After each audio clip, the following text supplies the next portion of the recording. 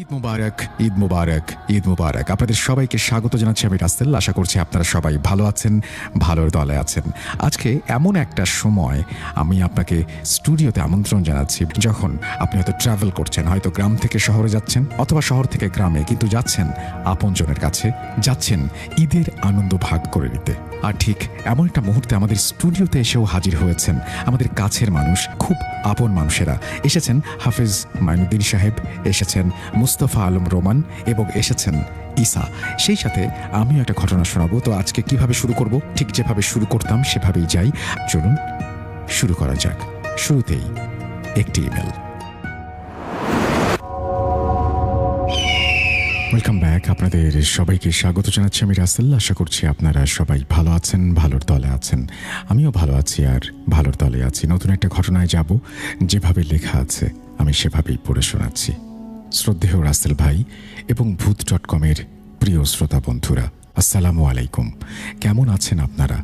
আশা করি সকলেই আল্লাহর মেহেরবানিতে ভালো আছেন। আমি আশিক হোসেন, বর্তমানে ঢাকার খিলগাঁও এলাকায় একটি ভবনের সিকিউরিটি গার্ড হিসেবে কর্মরত আছি।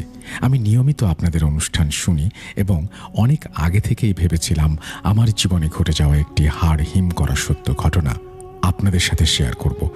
সময়ের অভাবে কখনো লেখা হয়ে ওঠেনি। আজকে সময় বের করে লিখতে বসে গেলাম। পেশাগত কারণে আমাদের অনেক সময় নির্জন রাতে একাকী ডিউটি করতে হয়, কিন্তু সেদিন রাতে আমার সাথে যা ঘটেছিল তা কেবল ভৌতিক নয়, বরং আমার জন্য একটি আতঙ্ক হয়ে দাঁড়িয়েছে। আমি বেশি কথা না বাড়িয়ে ঘটনা শুরু করছি। ঢাকার খিলগাঁওয়ের একটি স্বনামধন্য প্রতিষ্ঠানে আমি তখন সিকিউরিটি গার্ড হিসেবে কর্মরত। নিরাপত্তার খাতিরে আমি নির্দিষ্ট ঠিকানাটি বলছি না। আমাদের ডিউটি ছিল শিফট অনুযায়ী। রাত 1টা বা 2টার পর একজন ঘুমাতে যেত আর অন্যজন জেগে পাহারা দিত। এভাবেই চলছিল। সেদিন আমার সাথে ডিউটিতে ছিল মিল্লাত নামে আমার এক কলিগ। মিল্লাত আমাকে বলল, ভাই আজ আমাকে ডাক দিয়েন না, সকালে অন্য জায়গায় ডিউটি আছে, একটা লম্বা ঘুম দেব। আমি সহজেই বললাম, ঠিক আছে ভাই, সমস্যা নেই, তুমি নিচে বেসমেন্টে গিয়ে বিশ্রাম নাও, আমি আছি। মিল্লাত নিচে চলে গেল। আমি একা বেঞ্চের সামনে বসে আছি। রাত তখন গভীর। হঠাৎ করেই পুরো এলাকা লোডশেডিংয়ে ডুবে গেল। চারপাশটা কেমন যেন থমথমে হয়ে উঠল। সাধারণত ইলেকট্রিসিটি যাওয়ার 1-2 মিনিটের মধ্যে জেনারেটর চালু হয়ে যায়, কিন্তু সেদিন 5 মিনিট পার হয়ে গেলেও অন্ধকার কাটল না। আমি ভাবছিলাম একা ছেড়ে যাব কিনা, যদি চোর টোর এই অন্ধকারের সুযোগ নেয়। ঠিক তখনই মিল্লাত আমার সামনে এসে দাঁড়ালো। আমি অবাক হয়ে তাকালাম। ও বলল, ভাই দেখেন তো জেনারেটরটা চালু হচ্ছে না কেন? আমি ফোনের ফ্ল্যাশ লাইট জ্বালিয়ে নিচে বেসমেন্টের দিকে রওনা দিলাম।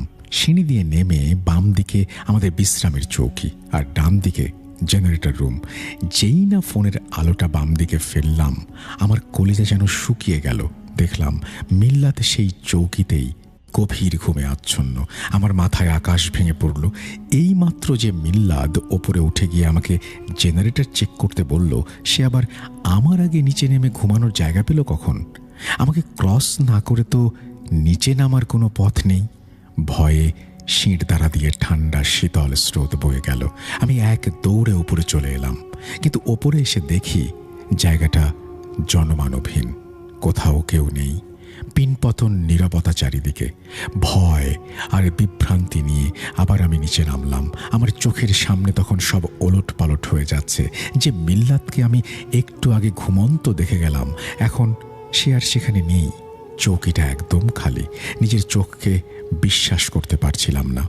দ্রুত জেনারেটর রুমের দিকে পা বাড়াতেই ফোনে একটা নোটিফিকেশন এলো, your battery is shirting down.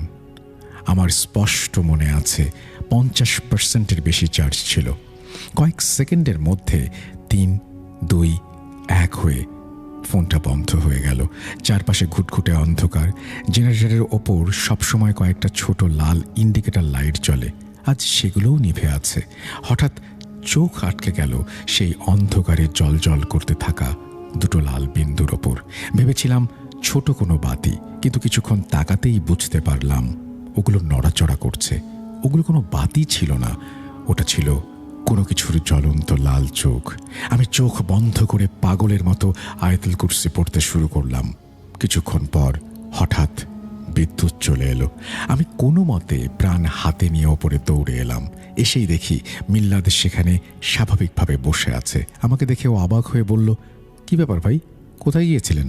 আমি হাঁপাতে হাঁপাতে বললাম, তুমি তুমি কোথায় ছিলে সেটাকে বলো। মিল্লাদ যা বলল তা শোনার পর আমার মাথায় আকাশ ভেঙে পড়ল।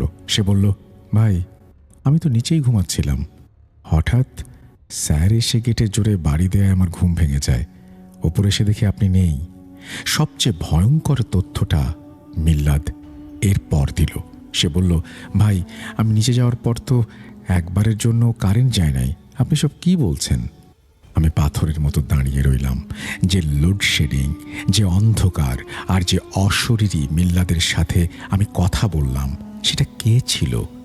কারেন্ট যদি নাই থাকে তবে আমার ফোনের চার্জ কয়েক মিনিটে উধাও হলো কিভাবে? সেই ঘটনার পর আমি আর সেখানে একদিনও ডিউটি করিনি। চাকরিটা ওখানেই ছেড়ে দিয়েছি। পরে খোঁজ নিয়ে জানতে পেরেছিলাম ওই বিল্ডিং যখন তৈরি হচ্ছিল তখন ছাদ থেকে পড়ে বা অন্য কোনো দুর্ঘটনায় 2 জন রাজমিস্ত্রি মারা গিয়েছিল। তাদের অতৃপ্ত আত্মা হয়তো এখনো ওই 4 দেয়ালের মাঝে আটকে আছে। সেই রাতে আমার সাথে কথা বলা সেই নকল মিল্লাদ কিংবা অন্ধকারের সেই লাল চোখ সবই ছিল সেই অশরীরী শক্তির খেলা। মানুষের রূপ ধরে বিভ্রান্ত করা আর ব্যাটারি বা ইলেকট্রনিক জিনিসের শক্তি শুষে নেয়া এদের পুরনো স্বভাব। আমি আর এক মুহূর্ত দেরি না করে পরদিনই সেই চাকরি ছেড়ে দেই, কারণ জীবন আগে, রুটি রুচি পরে। এই ছিল রাসেল ভাই আমার সাথে ঘটে যাওয়া লোমহর্ষক ঘটনা। জানি না কার কাছে কতটুকু ভয়ের মনে হবে, কিন্তু যার সাথে ঘটে সেই বোঝে সময়গুলো তখন কিভাবে যায়। মোহাম্মদ আশিক হোসেন পাঠিয়েছেন আমাদের এই ঘটনাটি। আশা করছি এই ঘটনাটি আপনাদের ভালো লেগেছে। আমরা চলে যাব আমাদের পরবর্তী ঘটনায়। আজ আবার শুনতে পাচ্ছেন শব্দটা? ভয়ের আরেক নাম ভূত.com with Russell.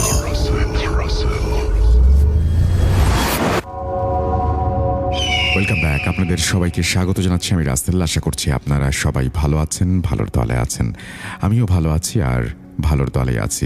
যখন সবার ঘরে ফেরার প্রস্তুতি, যখন ঈদের আনন্দ সারা দেশে, সারা পৃথিবীতে, ঠিক তখনই আরও একবার আমরাও ফিরে এলাম আপনজনের কাছে। আমরাও মিলিত হলাম আমাদের স্টুডিওতে আরও একটা স্টুডিও সেশনের জন্য।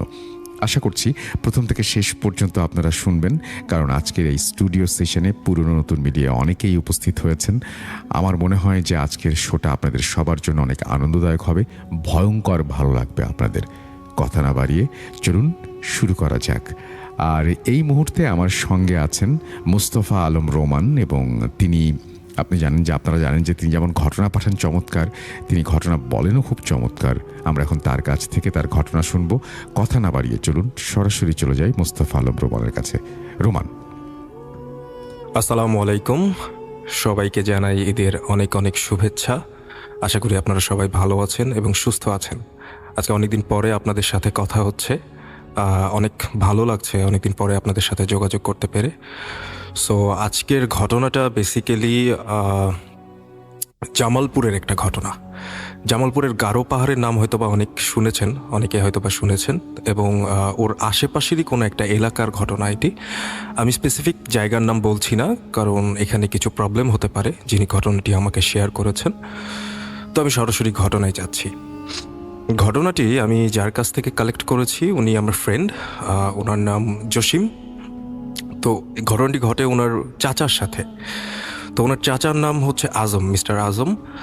উনি বেসিক্যালি গ্রামেরই মানুষ, এবং যখন ঘটনা শুরু হয় তার কিছু বছর আগে, উনি তখন উঠতি বয়সে আর কি, কিছু বছর আগে উনি তার বাবার কিছু সম্পত্তি ছিল এবং গ্রামের এলাকায় এবং বাজারের ভেতরে কিছু দোকানপাট ছিল। উনি এই বিষয়গুলো নিয়ে কাজ করতেন, দোকানে বসতেন, গ্রামে চাষাবাদ করতেন। তো এরকমভাবেই চলছিল আসলে তাদের দিন। সেই সময় তিনি আসলে বিয়ে করেননি, তখনও তিনি সিঙ্গেল ছিলেন। বাড়িতে তার মা, তার ছোট বোন এবং এক ভাই ছিল। ভাইটা বড়, তার বাবা ততদিনে মারা গিয়েছিলেন। তো এইভাবেই কাজ করতে করতে গ্রামে পূর্বে যেরকম প্রচলিত ছিল যে আসলে আমি যদি বলি যে বিভিন্ন দালালের আনাগোনা বা ঘোরাফেরা ছিল বিদেশ পাঠানোর জন্য, এটা এখনও আছে। তো ওইরকম একটা মুহূর্তে উনি কথায় গ্রামে যেরকম ওনার মেনলি চায়ের দোকান ছিল এবং পাশে একটা মুদির দোকান ছিল ছোট। তো ওইখানে একদিন চা বিক্রি করতে করতে উনি একজনের কাছে শুনলেন, একজন চা খেতে খেতে গল্প করছে আরেকজনের সাথে যে আমি তো এইভাবে এরকম কিছু মানুষকে বিদেশে পাঠিয়েছি, তারা বিদেশে গিয়ে বেশ ভালো আছে, ভালো ইনকাম করছে। আসলে বাংলাদেশে থেকে তো সেরকম কোনো লাভ নেই বা সেরকম কোনো ইনকাম হয় না বা সোর্স নেই। তো বিদেশে গিয়ে তারা বেশ ভালো 50-60 হাজার টাকা বা লক্ষ টাকা মাসে ইনকাম করছে। তো এরকম গল্প করতে করতে উনি বিষয়টা লক্ষ্য করেন। ওনাকে মেইনলি আমরা আজাদ চাচা বলে ডাকি। আমার সাথে একবার দেখা হয়েছে ওনার ডাকনাম আজাদ, তো আমরা আজাদ চাচা বলেই ডাকি। তো আজাদ চাচা জিনিসটা লক্ষ্য করলেন অনেকক্ষণ ধরে। তো উনি কিছু বলেননি, প্রথম দিন কিছু বলেননি। তো এইভাবে কয়েকটা দিন কেটে যায় এবং প্রায় সপ্তাহখানেক পরে ওই লোকটা আবার আসে, মানে যিনি বিদেশে পাঠানোর বিষয়ে কথা বলছিলেন উনি আসে এবং হঠাৎ করেই আরেকজন লোক এসে বসে, চা খায়। চা খেতে খেতে একটা দুইটা গল্প করতে করতে, ভাই কোথায় বাসা আপনার, কী নাম, কী করেন, এইভাবে গল্প করতে করতে উনি ওই বিদেশ যাত্রার বিষয়গুলো ওই লোকের সামনে তুলে ধরেন। এবং এইভাবেই একবার দুইবার কথা বলতে বলতে ওনারা চলে যান, ওনাদের কথাবার্তা শেষ করে চলে যান। তো এরকম প্রায় 3-4 বার হয়, মানে 3-4 দিন এরকম ঘটনা ঘটে। তো একদিন আজাদ চাচা ওনাকে জিজ্ঞেস করেন যে ভাই আপনার বাসা কোথায়, আপনাকে তো এই গ্রামে সেভাবে দেখি নাই, তো আপনি কোথায় থাকেন মেইনলি? তো উনি একটা গ্রামের নাম বললেন যে আমি আসলে ওই জায়গা থেকে এসেছি, এখানে মূলত হাটের দিন আমি আসি, এখানে ভালো মাছ মাংস এই জিনিসগুলো পাওয়া যায়, তো দামও কম, সেই জন্য আমি এখানে আসি, মাঝে মধ্যে আসা হয়। তো এইভাবে এক কথা দুই কথা বলতে বলতে উনি আজাদ চাচা জিজ্ঞেস করেন যে আপনি তো মাঝে মধ্যেই বিদেশ যাত্রার বিষয়ে কথাবার্তা বলেন, তো ভাই আসলেও কি বিদেশে গেলে এরকম টাকা পয়সা ইনকাম করা যায়, বা আসলে ওই জায়গাতে গেলে কী ধরনের কাজ করতে হবে, তো আমাকে একটু বলেন। আপনি তো মাঝে মধ্যেই বলেন, আমার একটু আগ্রহ জাগছে জানার জন্য।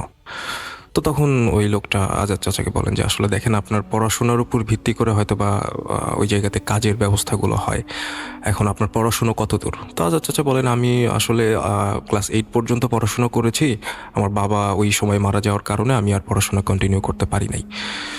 তো পরবর্তীতে এইভাবে কথাবার্তা হতে হতে উনি বলেন যে যদি যান আমি হয়তো বা আপনাকে লেবার ভিসাতে পাঠাতে পারবো, অথবা অন্য কোনো উপায়ে অন্য কোনোভাবে পাঠাতে পারবো। তো এইভাবে একদিন দুদিন কথাবার্তা হয়, ওই দিন আর টাকা পয়সা বা এই ধরনের কোনো বিষয় নিয়ে কোনো কথাবার্তা হয় নাই। ওই লোক মোটামুটি একটু তাড়াহুড়োর মাধ্যমেই চলে যায় ওইখান থেকে, যে ভাই আমার একটু কাজ আছে, আমাকে যেতে হবে, আমি না হয় অন্য কোনো সময় আপনার সাথে যোগাযোগ করব।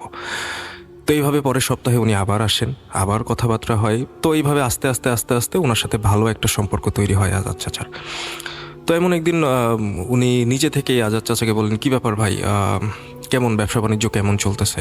আপনি না বিদেশে যাওয়ার সেদিন গল্প শুনলেন আমার কাছে, কি আপনার কি যাওয়ার ইচ্ছা আছে নাকি বিদেশে? তো গেলে বলেন, একটা ব্যবস্থা করে দিই আপনাকে। তো আজাদ চাচা সেভাবে জিনিসটাকে পাত্তা দেয় না, বা আবার মনে মনে তার এই চিন্তাও আসে যে না, দেখি, চেষ্টা করে দেখি, যদি ভালো ইনকাম হয়। আসলে আমার তো একটা ছোট বোন আছে, বাসায় বড় ভাই আছে, আমি যদি চলেও যাই 2-3 বছর চাকরি টাকরি করলে কিছু টাকা পয়সা ইনকাম করে আমি আমার ছোট বোনটাকে বিয়ে দিতে পারবো, তো এবং পরিবারের অবস্থাটাও কিছুটা সচ্ছল হবে। তো এই চিন্তা করে উনি মানে ওইটা মনের মধ্যেই রাখেন, তখন আর প্রকাশ করেন না। তো এইভাবে মোটামুটি মাস 2-1 পার হয়ে যায় এবং ওই লোকটার সাথে বেশ ভালো একটা সম্পর্ক তৈরি হয়ে যায় আজাদ চাচার। তো মানে গ্রামে ওঠা বসা এমনভাবে হতে থাকে যে আসলে ওই লোকটা এসে যদি চা খেয়েও চলে যায়, উনি বলে যে ভাই বিল পরে দিয়েন, সমস্যা নাই, বা হচ্ছে এমনি গল্প, এরকম একটা সম্পর্ক তাদের মধ্যে হয়ে যায়। তো একদিন আজাদ চাচা নিজে থেকেই, মানে আজাদ চাচার এরকম একটা প্রবলেম হয় যে হঠাৎ করে তার মা অসুস্থ হয়ে যায়। তো উনি কিছুদিন দোকানে আসেন না, এবং ওই যেবার হাট বসে যে দিনটাতে, সম্ভবত মঙ্গলবার ছিল, তো ওই দিনটাতে উনি দোকানে আসেন না। তো এরকম মোটামুটি সপ্তাহ 2-1 হয়ে যায়, উনি কন্টিনিউ করতে পারেননি খুব একটা। তো ধীরে ধীরে ওনার মাকে উনি গ্রামের যে ক্লিনিকগুলো থাকে সেখান থেকে বাড়িতে নিয়ে আসেন। মেইনলি পক্সের কিছু সমস্যা ছিল এবং প্রচণ্ড রকমের জ্বর, এই ধরনের কিছু শারীরিক সমস্যা ওনার মা ফেস করছিলেন। তো এরকম বিষয়গুলো আস্তে আস্তে কেটে যাওয়ার পরে উনি দোকানে একদিন আসেন, এবং মানে ওই দিন হাটের দিন ছিল না, তো ওই লোকটা হঠাৎ করে চলে আসে ওই এলাকাতে। তো এসে বলে যে ভাই অনেকদিন আপনাকে দেখলাম না, কোনো সমস্যা হয়েছিল কিনা বা কিছু হয়েছিল কিনা। তো উনি বলেন যে আসলে আমার মা অসুস্থ ছিল, এরকম এরকম বিষয়। মাঝখানে আমার বড় ভাইও কাজের জন্য আর কি কাজ খুঁজতে শহরের দিকে গিয়েছিল, তো সব কিছু আমাকেই সামলাতে হয়েছে, তো একটু সমস্যার মধ্যে আছি। তো উনি ওনার কিছু সমস্যার কথা বলেন এবং বলেন যে আসলে আর্থিকভাবেও আমি কিছুটা দুর্বল হয়ে পড়েছি, কারণ আমার তো ছোট্ট একটা দোকান এবং চাষবাস তো সবসময় আসলে আমার পক্ষে করা পসিবল হয় না, বা খুব একটা ইনকামও আমি সেখান থেকে করতে পারি না, কারণ জমি জমার পরিমাণটাও খুব কম। তো উনি এই বিষয়গুলো শেয়ার করেন অ্যান্ড ধীরে ধীরে তাদের যে পার্সোনাল বিষয়গুলো সেই বিষয়গুলো তারা একে অপরের সাথে শেয়ার করতে থাকেন। এবং এমনই একটা মোটামুটি তারও প্রায় সপ্তাহখানেক পরে মানে উনি বেশ অর্থকষ্টের মধ্যে ছিলেন, আজাদ চাচা বেশ অর্থকষ্টের মধ্যে, কারণ তার মায়ের চিকিৎসার জন্য বেশ অনেকটা টাকাই খরচ হয়েছে। এবং তার বড় ভাই যে মানে শহরে গিয়েছিল চাকরির খোঁজে, সেখানেও চাকরি পেতে আসলে তার খুব কষ্ট হচ্ছিল বা কাজ খুঁজতে কষ্ট হচ্ছিল, এবং প্রায় প্রতি সপ্তাহে বা কোনো না কোনোভাবে আসলে তাকে কিছু টাকা তার বড় ভাইয়ের হাতে তুলে দিতে হচ্ছিল। তো এই বিষয়গুলো যখন শেয়ার করে তখন ওই লোকটা আজাদ চাচাকে বলে যে ভাই দেখেন, আসলে যেহেতু আপনার এরকম এরকম সমস্যা হচ্ছে, তো আপনি একটা ট্রাই করেন বিদেশে যাওয়ার, আমি আপনাকে একটা ব্যবস্থা করে দিই, আপনি বিদেশে যান, সেখানে গিয়ে আমি চেষ্টা করব আপনাকে ভালো একটা কাজ খুঁজে দেওয়ার। তো এর জন্য বিভিন্ন প্রসেস উনি বলে দেন, এবং পরবর্তীতে আসলে অর্থের বিষয়টা আসে যে কত টাকা প্রয়োজন বা কী কী করতে হবে। তো উনি বলেন যে ভাই দেখেন, হয়তোবা ভিসা দিয়ে বা পাসপোর্ট টাসপোর্ট এরকম জিনিসগুলো দিয়ে আপনাকে পাঠাইতে গেলে অনেক টাকা খরচ হবে, প্রায় 10-15 লক্ষ টাকার মতো। তো আমি সেভাবে পাঠাবো না, আমার অনেক পরিচিত লোক আছে বিদেশে, এবং আমি যাদেরকে পাঠিয়েছি তাদের মধ্যে থেকেও কিছু লোক দেশে আসছে। তো আমি তাদের সাথে কন্ট্যাক্ট করি, আমাকে কিছুদিন সময় দেন, কেমন কি খরচ পড়ে তাদের সাথে। এখন বর্তমানের বিষয়টা তো আমি বলতে পারছি না, 2 মাস আগে হয়তো বা 4 লাখ টাকা 5 লাখ টাকা হলে যেতে পারতো। তো আমি একটু খোঁজ নিয়ে দেখি। তো এই বিষয়টা শোনার পরে আজাদ চাচার একটু মনটা ভেঙে যায় যে এত টাকা তো আসলে আমার পক্ষে দেওয়া সম্ভব না, আমি 4-5 লাখ টাকা কোত্থেকে জমা করব বা কোথায় পাবো। তো যাই হোক, এভাবে ওই লোকটা পরের দিনই চলে আসে। পরের দিনই ওনার দোকানে আসে এবং বলে যে ভাই আমি খোঁজখবর নিয়েছি, তো আপনার হয়তো বা 5 লাখ টাকার মতো লাগবে, আপনি কোনোভাবে ব্যবস্থা করেন, আগামী মাসে একটা ট্রিপ আছে, ওইটাতে আমি আপনাকে পাঠিয়ে দেওয়ার ব্যবস্থা করব। তো আজাদ চাচা বলেন যে ভাই দেখেন, আমি 5 লক্ষ টাকা কিভাবে ম্যানেজ করবো, আমি তো আমার কষ্টের কথাগুলো আপনাকে বলেছি, বা আমি কোন অর্থ কষ্টের মধ্যে দিয়ে যাচ্ছি আমি সব কিছুই আপনাকে শেয়ার করেছি। তো আমার তো আসলে 5 লক্ষ টাকা দেওয়ার মানে সামর্থ্য নাই, আমি কি করব। তো অনেকভাবে কথাবার্তা অনেক কিছু হওয়ার পরে উনি একটা ডিলে আসেন যে ঠিক আছে, আপনি আমাকে 2 লক্ষ টাকা এখন ম্যানেজ করে দেন, আপনি যখন বিদেশে পৌঁছে যাবেন আপনি আপনার ফ্যামিলিকে ওইভাবে কিছু একটা বলে যেন, অথবা 1 মাস পরে আপনি কোনো কাজ পেলে আমাকে বাকি টাকাটা ধীরে ধীরে শোধ করে দিন। আপনি মোটামুটি 3 মাস 4 মাস সময় নিতে পারেন, সমস্যা নেই, আপনি ওর পরে মানে শোধ করে দিন, কারণ আমি তো আপনাকে চিনি বা আপনার সাথে আমার ওই সম্পর্কটা হয়ে গেছে। তো উনি অনেক চিন্তা ভাবনা করে, আজাদ চাচা অনেক চিন্তা ভাবনা করে ওনার ফ্যামিলির সাথে কথা বলেন, সব বিষয়ে খুলে বলেন যে আসলে এরকম এরকম একটা সুযোগ আসছে, তো আমার কি করা উচিত। তো ওনারা যেহেতু আগের যুগের মানুষ ছিল, এবং ওনার মায়ের একটা ইচ্ছা ছিল যে আসলে যদি কোনোভাবে ছেলে মেয়ে বিদেশে গিয়ে অর্থ ইনকাম করে আসলে আমাদের দেখতো, এটা বেশ মানে ভালো হতো, কারণ ওই সময়টাতে আসলে বিদেশে যাওয়ার বিষয়টা অন্যরকম একটা বিষয় সবার কাছে, যে অনেক বড় একটা বিষয়। তো ওনার মা বলেন যে আসলে দেখ কি করবি, তোর বাবার তো আসলে খুব বেশি জমি নাই, প্রায় 4-5 বিঘা বা এরকমই আছে, তো এটা তোর বড় ভাই রাজি হবে কিনা, বা তোর ভাগের জমিটা তুই বিক্রি করে দিয়ে যাবি কিনা, এটা একটু কথা বল তোর ভাইয়ের সাথে, কারণ তোর বোনের তো এটা নিয়ে সমস্যা নাই, এখন তোরাই দেখাশোনা করছিস ওর, তো এটাতে কোনো সমস্যা হবে না। তো সে তার বড় ভাইয়ের সাথে কথা বলে সব কিছু ডিসকাস করে। তো শুরুতে চিন্তা করে যে আমি আমার বড় ভাইকেই পাঠাবো কিনা, কারণ সে যেহেতু নিজেই চাকরির জন্য দৌড়াদৌড়ি করতেছে, তাকেই পাঠাই দিই। তো তার বড় ভাই বলল যে না, আমার আসলে যাওয়ার ইচ্ছা নাই, দেশে তো একজনকে থাকা দরকার, আমিই থাকি, তোরা যা, তুই যা। তো অনেক কিছু ডিসকাস করার পরে তারা চিন্তা করলো যে আজাদ চাচার যে জমিটা আছে সেখান থেকে কিছু অংশ তারা বিক্রি করবে এবং অর্থটা ম্যানেজ করবে। তো এরপরে যেই কথা সেই কাজ, উনি ওই লোকটার সাথে যোগাযোগ করেন যে ভাই এরকম এরকম ব্যাপার, আমাকে অর্থটা ম্যানেজ করতে হলে আমাকে জমিটা বিক্রি করতে হবে, তো আপনার যদি কোনো পরিচিত থাকে আপনি আমাকে ব্যবস্থা করে দিন, অথবা আমার জন্য আসলে এই বিক্রি করতে গেলে, জমি বিক্রি করতে গেলে আসলে অনেকদিন অপেক্ষা করতে হবে। তো ওই লোক মোটামুটি আশ্বাস দেয় যে আচ্ছা ঠিক আছে, আমার কিছু লোক আছে, আমি তাদের সাথে কথা বলে দেখব। তো পরবর্তীতে উনি মোটামুটি সপ্তাহ 2 পরে একজনকে নিয়ে আসেন এবং ওনাকে বিভিন্নভাবে কিভাবে বোঝাবো, যে বিভিন্নভাবে কথাবার্তা বলে হোক বা যেভাবে ম্যানিপুলেট করে হোক জমিটা একটু কম দামেই কিনে নেন। তো যে দামে কিনেছিলেন বা যতটুকু বিক্রি করেছিলেন ওইটাতে ওনার বিদেশ যাওয়ার মতো টাকাটা ম্যানেজ হয়ে গিয়েছিল। তো যাই হোক, তিনি টাকাটা ম্যানেজ করেন, অনেক প্রসেস হয়, অনেক কিছু হয়, মোটামুটি মাসখানেক পরে একটা সুযোগ আসে এবং আজাদ চাচার বিদেশে যাওয়ার একটা সুযোগ চলে আসে। তো কিভাবে গেছেন বা কিভাবে তাকে প্রসেস করে কোন জায়গা দিয়ে নিয়ে যাওয়া হয়েছে আমি এটা মেনশন করছি না। তো যাই হোক, কোনো একটা শিপের মাধ্যমে তাদেরকে নিয়ে যাওয়া হচ্ছিল এবং সে একা ছিল না। সে যখন ওই প্লেসটাতে পৌঁছায় ওখানে মোটামুটি প্রায় আরও 15-20 জন বাংলাদেশি ছিল এবং আজাদ চাচা যে মানুষটার সাথে পরিচিত হয়ে বিদেশে যেতে চাচ্ছিলেন ওইখানে ওই রকম আজাদ মানে ওই লোকটার আরও কিছু পরিচিত লোকজন ছিল এবং সেই লোকটা ওখানে গিয়ে তাদের সাথে অনেকভাবে কথাবার্তা বলছিল এবং অনেক কিছু বোঝাচ্ছিল আর কি। তো এভাবেই তাদের যাত্রা শুরু হয়। অ্যান্ড এর মোটামুটি মাসখানেকের মধ্যে তার আর কোনো খোঁজ পাওয়া যায়নি আজাদ চাচার। তার পরিবার অনেকভাবে যোগাযোগের চেষ্টা করে, ওই লোকটার কন্ট্যাক্ট নাম্বার এবং আরও অনেক কিছু ডিটেলস আজাদ চাচা দিয়ে গিয়েছিলেন তার বাড়িতে, বাট তাদের সাথে আর কোনোভাবে কমিউনিকেট করা যায়নি। 1 মাস কেটে যায়, 1 মাস মোটামুটি 10 দিনের মতো, 1 মাস 10 দিনের মতো কেটে যায় এবং অনেকভাবে খোঁজাখুঁজির পরেও আসলে তার কোনো ট্রেস করা যাচ্ছিল না তাকে। এরপরে পুলিশের সহায়তা নেওয়া হয়, অনেকভাবে অনেক কিছু করা হয় আর কি। তো পরবর্তীতে প্রায় 1 মাস 10 দিন পরে আজাদ চাচার খোঁজ পাওয়া যায় এবং তিনি একটা আননোন নাম্বার থেকে বাড়িতে ফোন দেন এবং বলেন যে আমি চিটাগাংয়ের এই জায়গাটাতে আছি, আমাকে তোমরা কোনোভাবে নিয়ে যাও এখান থেকে, আমি খুব বাজে অবস্থায় আছি।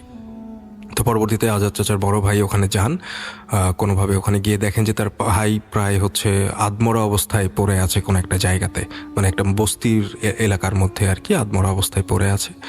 তো উনি কোনোভাবে ওনার ভাইকে নিয়ে বাড়িতে চলে আসেন এবং অনেকদিন তিনি অসুস্থ ছিলেন, আজাদ চাচা অনেকদিন অসুস্থ ছিলেন এবং একটা ট্রমার মধ্যে ছিলেন, যতটুকু উনি আমাদেরকে শেয়ার করেছেন।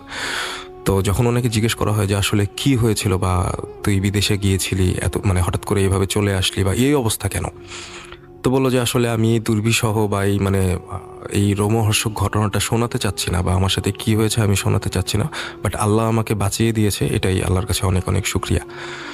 তো যাই হোক, আপনারা হয়তো অনেকেই জানেন যে এরকম ঘটনা কি হতে পারে বা কেমন হয়, বাট বেঁচে ফিরেছে, এটাই আসলে আলহামদুলিল্লাহ। তো এরকম অনেক দিন চলে যায়, ওনারা পুলিশে ব্যবস্থা নেন, কিন্তু ওই লোকটাকে আর ট্রেস করা যায় নাই, পরবর্তীতে ট্রেস করা যায় নাই। তো এর মধ্যে আজাদ চাচার মাথায় একটা ভূত চাপে যে না, আমাকে এরকমভাবে ধোকা দিল, আমি বিদেশে যাব, আমি যেভাবেই হোক, ভালো ওয়েতে হোক বা যেভাবে হোক আমি বিদেশে যাব, যে একটা ইনকাম করে নিয়ে আসবো, কারণ 2 লক্ষ টাকা আমার যেখানে নষ্ট হয়েছে সেটা আমি বিদেশের জন্যই যেহেতু নষ্ট হয়েছে, আমি বিদেশ থেকেই নিয়ে আসবো এই টাকাটা। তো অনেক প্রসেস করে অনেক দিন চেষ্টা করার পরে উনি প্রায় 5-6 মাস পরে হয়তোবা উনি বিদেশে যাওয়ার মতো একটা পরিস্থিতি তৈরি করতে পারেন, পাসপোর্ট অনেক কিছু করে, অনেক জমি জমা বিক্রি করে উনি বিদেশে যান এবং উনি দুবাইতে যান। তো দুবাইতে গিয়ে প্রায় বছর 3 ওখানে থাকেন। আমি ওই সাইটগুলো স্কিপ করতেছি, আসলে কি হয় না হয়।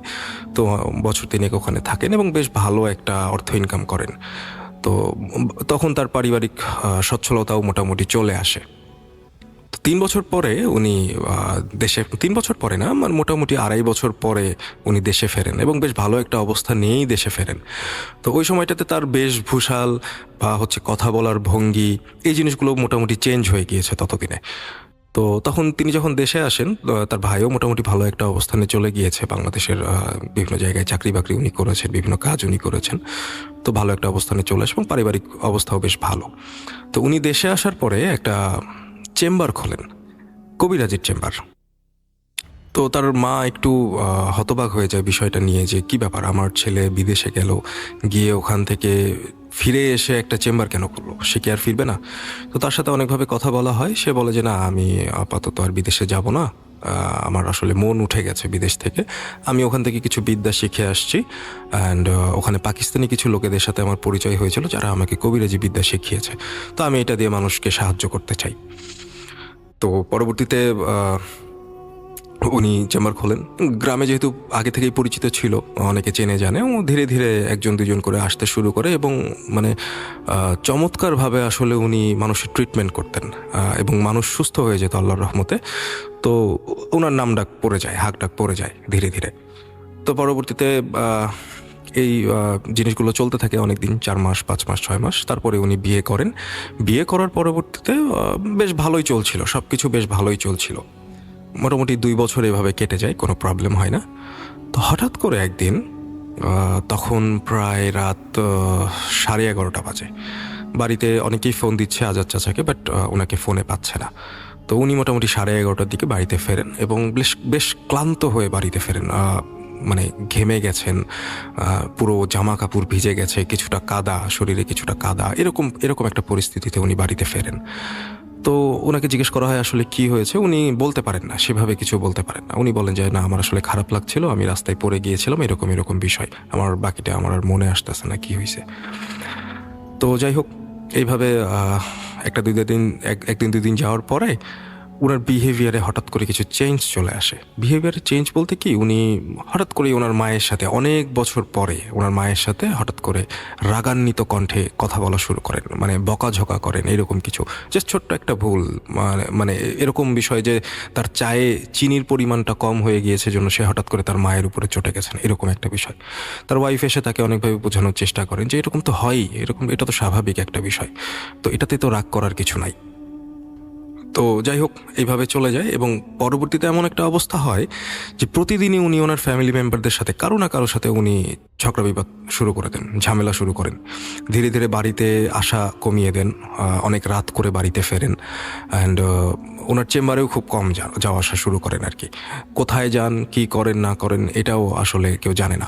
আমি যে ঘটনাটা বলতেছি, এটা 2019-এর ঘটনা, মানে যখন উনি বিদেশ থেকে ফেরার পরে এই ঘটনাটা, তো 2019-এর আর কি। তো যাই হোক, একটা পর্যায়ে এটা সম্ভবত রমজানের কিছুদিন আগে, মোটামুটি 1 সপ্তাহ তিনি ভালো ছিলেন, ফ্যামিলি সবার সাথে ভালো ব্যবহার করছে, সব কিছু ঠিকঠাক। তো তারা মনে করলেন হয়তো বা একটু মানসিক চাপে ছিল বা কোনো প্রবলেম হয়েছিল, সেই কারণে এরকম বিহেভিয়ার তার মধ্যে দেখা দিয়েছে। তো রমজানের 7 দিন আগে হঠাৎ করে মানে তিনি তার রুমের সব কিছু উল্টাপাল্টা করে ফেলছেন, মানে লণ্ডভণ্ড করে ফেলতেছেন বা কারো উপর চিল্লাচিল্লি করতেছেন। তো ওনার ফ্যামিলি মেম্বাররা সবাই তার রুমে চলে আসে, এই কী ব্যাপার, কী হয়েছে তোর? তো সে কারোর সাথে কথা বলতেছে না, অ্যান্ড তার ভয়েসটা অটোমেটিকলি চেঞ্জ হয়ে গেছে। মানে ভয়েসটা কিছুটা গম্ভীর, কিছুটা হচ্ছে মানে ফাটা ফাটা, মানে ঝিরিঝিরি, নেটওয়ার্ক ল্যাগিং করলে যেরকম হয় ওই রকম হচ্ছে, কিছুটা ল্যাগ করতেছে। তো অনেকভাবে তাকে ডাকাডাকির চেষ্টা করা হয়েছে এবং পরবর্তীতে একটা সময় গিয়ে তার ওয়াইফ তার হাতটা চেপে ধরছে, যে কী হয়েছে তোমার, এরকম করছো কেন? এবং হাতটা ধরার পরে সাথে সাথে মানে ওনার মনে হয়েছে যে কোনো একটা আগুনের গরম কিছুর উপর উনি হাতটা দিছেন এবং উনি হাতটা দিয়ে সাথে সাথে হাতটা সরাই নিছেন। এবং ওই সময় তার হাজবেন্ড মানে আজাদ চাচা, মানে এই যে পার্টটা আমি বলতেছি, এটা আমার হচ্ছে ওই ফ্রেন্ডের কাছ থেকে শোনা, মানে এটাতে সে পরবর্তীতে বলছে আমাকে। তো আজাদ চাচা পিছন দিকে ঘুরে তাকান এবং মানে সবাই যখন তার চোখের দিকে তাকান, চোখ লাল হয়ে আছে, লাল টকটকে। অ্যান্ড সে বলছে যে খবরদার, যদি আমার শরীরে হাত দেওয়ার চেষ্টা করিস, তোদের কোনো একটা ক্ষতি হয়ে যাবে, এরকম ধরনের কিছু একটা কথা সে বলে। এবং মানে সজোরে, এই কথাটা বলার পরেই সজোরে সে তার স্ত্রীকে একটা চর মেরে ঘর থেকে বের হয়ে চলে যায়। তো মানে এত জোরে চর মারে যে তার স্ত্রী ওই জায়গাতেই সেন্সলেস হয়ে পড়ে যান। পরবর্তীতে পাশের আরও কিছু বাসা ছিল, ওখান থেকে লোকজন চলে আসে এই চিল্লাপাল্লা শুনে। অ্যান্ড তার যে বড় ভাই, আজাদ চাচার যে বড় ভাই, তিনি বলেন যে আসলে আজাদকে ধরতে হবে, ও কোথায় চলে গেল জানি না, ওকে একটু তোমরা খোঁজো, আমরা বাসায় একটু ম্যানেজ করি জিনিসগুলো। তো এরকম করে তিনি বাড়ি থেকে বের হয়ে চলে যান। অ্যান্ড রাত 12টার সময় উনি ফিরে আসেন এবং সুস্থ অবস্থায় ফিরে আসেন। মানে তার কাছে এরকমটা মনে হয়েছে যে বাড়িতে কিছুই হয়নি, আমি কিছুই করিনি বা এরকম কিছু একটা। বাড়িতে এসে নর্মালি কথাবার্তা বলতেছে, কী ব্যাপার, কী হয়েছে, ওনার ওয়াইফের কথা জিজ্ঞেস করতেছে ও কোথায়। তো তখন মানে সবাই বিষয়টা নিয়ে অবাক হয়ে যায়, কী ব্যাপার, কী হলো। তো ওই টাইমটাতে তার ভাই তাকে বলে যে তুই কী করেছিস, তোর মনে নাই? তুই তোর ওয়াইফের সাথে এরকম একটা বিহেভিয়ার করলে, তোর ওয়াইফ তো অসুস্থ হয়ে পড়ছে। তো সে আর ওই টাইমটাতে কিছু মনে করতে পারে না। তো এর মধ্যে সে তার ওয়াইফের কাছে যায়, সব কিছু শোনে, বাট সে এটা মানে বুঝতে পারতেছে না যে আসলে কি হচ্ছে। যাই হোক, পরের দিন উনি আবার দোকানে বসেন, মানে ওনার যে চেম্বারে বসেন, এবং চেম্বার থেকে ফেরার পরে উনি মোটামুটি সন্ধ্যার মধ্যেই ফিরে আসছে। তো ওনার ভাই আজাদ চাচার হাতে একটা আংটি লক্ষ্য করেন। আংটিটা হচ্ছে দূর থেকে দেখে সোনার মনে হচ্ছিল, বাট কাছে গিয়ে যখন ভালোভাবে দেখেন সেখানে দেখেন যে একটা তামার আংটি, অ্যান্ড ওইটার উপরে কিছু দাগ কেটে কেটে বা কিছু একটা খোদাই করে কিছু একটা লেখা, বাট এটা বাংলা লেখা না, অন্য কোনো লেখা বা অন্য কিছু, মানে যে কেউ যদি সাধারণ কোনো মানুষ দেখে বুঝবে, হয়তো বা ভাববে যে এটা কোনো ডিজাইন করা বা এরকম কিছু। তো এটা দেখে, বাট উনি ওভাবে পাত্তা দেয় না, মনে করে যে এমনি কিনছে, পছন্দ হয়েছে সেই জন্য কিনছে। তো এবং ওইটা নিয়ে আসার পরে উনি রীতিমতো, মানে বাড়িতে আসার পরে কিছু একটা হয়তো বা ছোটো কিছু ঝামেলা হয় বা এরকম কিছু হয়, উনি রীতিমতো রাগারাগি শুরু করেন, তুই তো করি শুরু করেন, সবাইকে গালিগালাজ শুরু করেন। অ্যান্ড ওনার ভাই বুঝতে পারে যে না, আমার ভাইয়ের সাথে কিছু একটা প্রবলেম হচ্ছে, ওকে কোনো হুজুর বা কবিরাজ বা যেই হোক কিছু একটা দেখাইতে হবে। তো উনি দৌড়ে চলে যান ওনাদের পাশের মসজিদে, অ্যান্ড ওখান থেকে একজন ইমাম সাহেবকে নিয়ে আসেন। ইমাম সাহেব বলতে মুয়াজ্জিন ছিল, তখন ইমাম ছিলেন না, মুয়াজ্জিন সাহেবকে নিয়ে আসেন যে ভাই আমার বাড়িতে এরকম এরকম প্রবলেম হচ্ছে, একটু দেখেন। তো উনি এসে দেখে যখন আজাদ সাহেবের সাথে কথা বলতেছিলেন, উনি আজাদ সাহেব তখন বেশ ভালোভাবে কথা বলতেছে মুয়াজ্জিনের সাথে, তো সালাম দিয়ে সুন্দর করে কথাবার্তা বলতে বলতে বলতে বলতে একটা সময় মুয়াজ্জিন সাহেব আজাদ সাহেবের চোখের দিকে তাকাইছে, এবং তাকানোর পরে উনি আর চোখটা সরাইতে পারতেছে না, কোনোভাবে চোখটা সরাইতে পারতেছে না বা ঘাড়ও ঘুরাইতে পারতেছে না এরকম। তো হঠাৎ করে আজাদ সাহেব একটা হাসি দিলেন ওনার দিকে তাকায়, বললো যে তুই কি আমাকে সুস্থ করতে আসছিস? তুই পারবি? তোর কি ক্ষমতা আছে? এইটা তারা তোকে একটা জিনিস দেখাই। তো এইটা বলে, মানে জাস্ট নর্মালি সবাই দেখতেছে জিনিসটা, জাস্ট নর্মালি আজাদ সাহেব বসে আছে এবং মুয়াজ্জিন সাহেব ওনার চোখের দিকে তাকায়, মানে আত্মচিৎকার দিয়ে, মা বলে একটা চিৎকার দিয়ে উনি অজ্ঞান হয়ে পড়ে গেলেন ওইখান থেকে। পরবর্তীতেও কোনোভাবে ধরে তোলা হলো এবং আজাদ সাহেব নিজে এসে ওনাকে ধরে বিছানায় তুললেন যে ভাই কী হয়েছে আপনার? তো অনেক চেষ্টা করার পরে উনি উঠলেন, ওঠার পরে সরাসরি উনি বিছানা থেকে নেমে গেট থেকে বের হয়ে চলে গেলেন। তো আজাদ সাহেবের বড় ভাই পিছন পিছন গেলেন, জিজ্ঞেস করলেন ভাই কী হয়েছে? পরে বলতেছে ভাই আমি যে জিনিস দেখছি এটা আমার পক্ষে ছাড়ানো সম্ভব না, বা আমি যা দেখছি আমি নিজে এখনও বিশ্বাস করতে পারতেছি না। ভাই আমাকে আর কখনো আপনাদের বাসায় ডাকবেন না, বা আমাকে এই বিষয়ে আর কোনো কথা বলবেন না, আমাকে ক্ষমা করেন। তো ওনারা হতবাক হয়ে গেলেন যে আসলে কী হইল বিষয়টা। বাট ওনার যে বড় ভাই উনি বুঝতেছিলেন যে না, কিছু সমস্যা হচ্ছে, কোনো একটা প্রবলেম আছে। তো ওই রাতটা ওইভাবে চলে যায়। উনি পরের দিন শহরে চলে যান, ওনার বড় ভাই যিনি আজাদ সাহেব, উনি শহরে চলে যান এবং ওইখান থেকে পরের দিন বিকালে একজনকে নিয়ে আসেন, উনি বেশ বড় একজন আলেম। তো ওনাকে নিয়ে আসেন এবং ওনার ভাইয়ের সাথে পরিচয় করায় দেন। সেমভাবে আজাদ সাহেব ওনার সাথেও খুব সুন্দরভাবে কথা বলেন, কুশল বিনিময় করেন, অনেক কিছু হয়। বাট যখনই ওই আলেমটা ওনার চোখের দিকে তাকান, উনি জাস্ট চিৎকার দিয়ে বাড়ি থেকে বের হয়ে চলে যান অ্যান্ড বলেন যে ভাই আপনি কেন আমাকে এখানে নিয়ে আসছেন? আমার তো জীবন চলে যাবে, আমার তো ফ্যামিলি নষ্ট হয়ে যাবে, আমি তো এটা পারবো না, আমার দ্বারা এটা সম্ভব না, বা কারো দ্বারাই এটা সম্ভব না। তো এরকম কিছু কথাবার্তা বলে উনি বলেন যে ভাই আমার একটা ওস্তাদ আছে, আমি জানি না উনি পারবে কি পারবে না, কারণ এটা আমার সাধ্যের বাইরে, আশা করি হয়তোবা তার দ্বারাও হবে না, কারণ আমি তাকে চিনি। তারপরেও আপনি তার সাথে কথা বলতে পারেন, কারণ সে হয়তোবা সমস্যার কথাটা আপনাকে বলতে পারবে, যেটা আমার পক্ষে এখন বলা সম্ভব না। তো উনি ওইভাবে নাম্বার দিয়ে পরিচয় করাই দেন এবং দূর থেকেই তার সাথে ফোনে কথাবার্তা বলে উনি হচ্ছে নাম জানতে চান, আজাদ চাচার পুরো নাম জানতে চান, জন্ম তারিখ জানতে চান, এবং ইনস্ট্যান্ট মানে উনি ওই কারেন্ট লোকেশনটা কি বা কোথায় থাকেন এই জায়গাটা উনি জানতে চান। তো এটা জেনে টেনে উনি বলেন যে আমি কালকে আপনার সাথে যোগাযোগ করব। তো এই সব কিছু জানার পরের দিনই হচ্ছে উনি লোকেশনটা নিয়ে সরাসরি চলে আসেন, ওই যে ওস্তাদের কথা বলতেছিল উনি চলে আসেন এবং এসে বলেন যে আমি আপনার ভাইয়ের সাথে দেখা করব না, বাট আমি দুটো প্রশ্ন করব আপনাকে, তো এর উত্তরটা আমাকে দিতে হবে। তো উনি বলেন যে আপনার ভাই কি ওই গারো পাহাড়ে গিয়েছিল মাসখানেক আগে? গারো পাহাড়ে গিয়েছিল এবং ওখানে গিয়ে কারোর সাথে তার পরিচয় হয়েছে কিনা এটা একটু আমাকে জেনে জানান। তো সেখানে সে যাওয়ার পরে তার ভাইকে জিজ্ঞেস করে, অ্যান্ড তার ভাই বলে না আমি তো এই ধরনের গারো পাহাড়ে যাই নাই, কারোর সাথে পরিচয় হয়নি, কে বলতো এইসব ফালতু কথা? তো পরে বললো না আমরা শুনছি।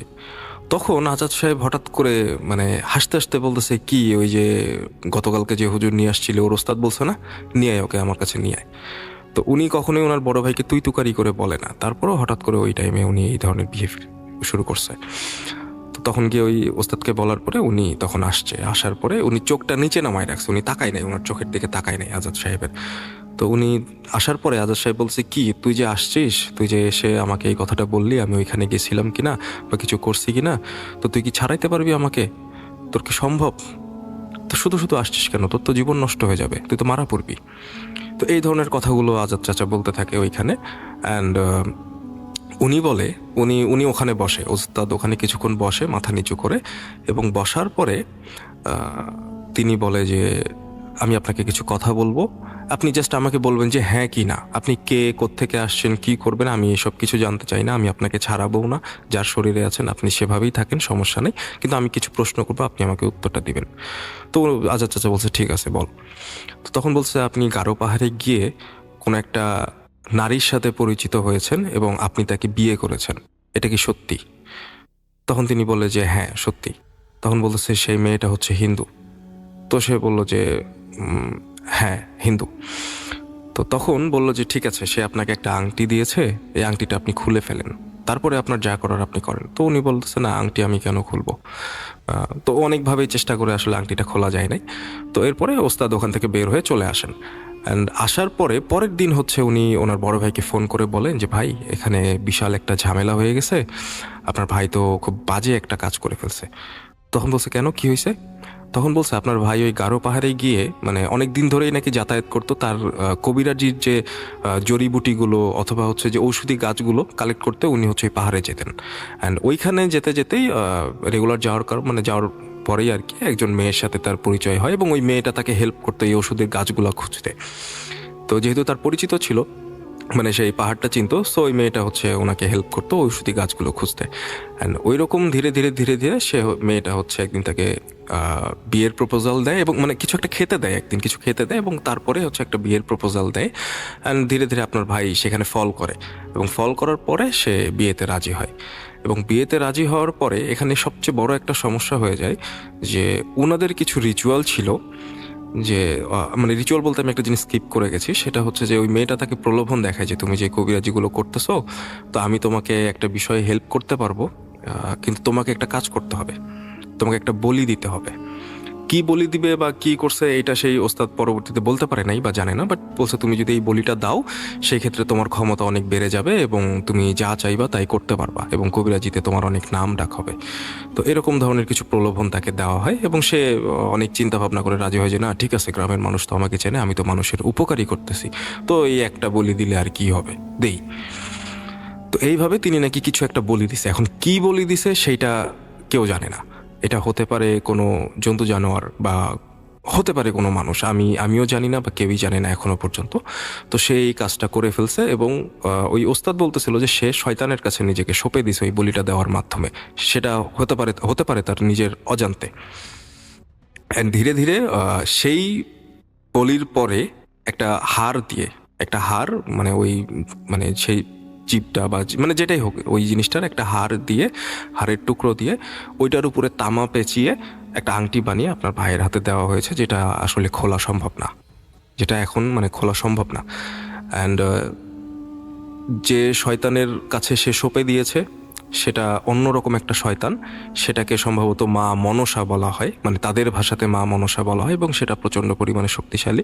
এবং সেই জিনিসটা দেখেই আমার যে শিষ্যটা এসেছিল সে প্রচণ্ড পরিমাণে ভয় পেয়েছে, তার চেহারাটা এরকম। তো এই ধরনের অনেক কিছু বলে। তো ধীরে ধীরে তারা এদিক ওদিক অনেক কবিরাজ হাবিজাবি এরকম খুঁজতে শুরু করে, বাট কেউই আসলে এটা কিওর করতে পারে না। অ্যান্ড একটা নির্দিষ্ট সময় আসে, প্রত্যেক মাসে বা প্রত্যেকটা সপ্তাহ পর পর একটা নির্দিষ্ট সময় আসে যখন হচ্ছে ওই জিনিসটা তার শরীরে এসে ভর করে এবং সে বাড়ি থেকে বের হয়ে চলে যায়। অ্যান্ড 2 দিন 3 দিন 4 দিন তার আর কোনো খোঁজ থাকে না।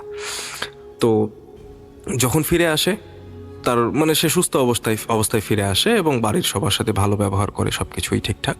তো তার ফ্যামিলি মেম্বাররা যখন বলে যে তোকে একটা জায়গায় নিয়ে যাব বা তোকে ঢাকা শহরে নিয়ে যাব, একটা হুজুরের সাথে দেখা করাবো বা এরকম কিছু, তো তুই চল। তো সে ওই সময়টাতে রাজি হয়। বাট যখনই তাকে নিয়ে যেতে চায় বা যে দিনটাতে নিয়ে যেতে চায়, ওই সময়টাকে তাকে আর কোনোভাবেই বাড়ি থেকে বের করা যায় না। অ্যান্ড মানে একটা দিন এরকম একটা অবস্থা হয়েছে, এটা হয়তো বা মানে বিশ্বাসযোগ্য মনে হবে না। জিনিসটা এরকম যে সে জানালার সামনে দাঁড়িয়ে আছে, তার রুমের জানালার সামনে দাঁড়িয়ে আছে, সবাই দরজার কাছ থেকে তাকে ডাকতেছে যে তুই চল আমরা যাব।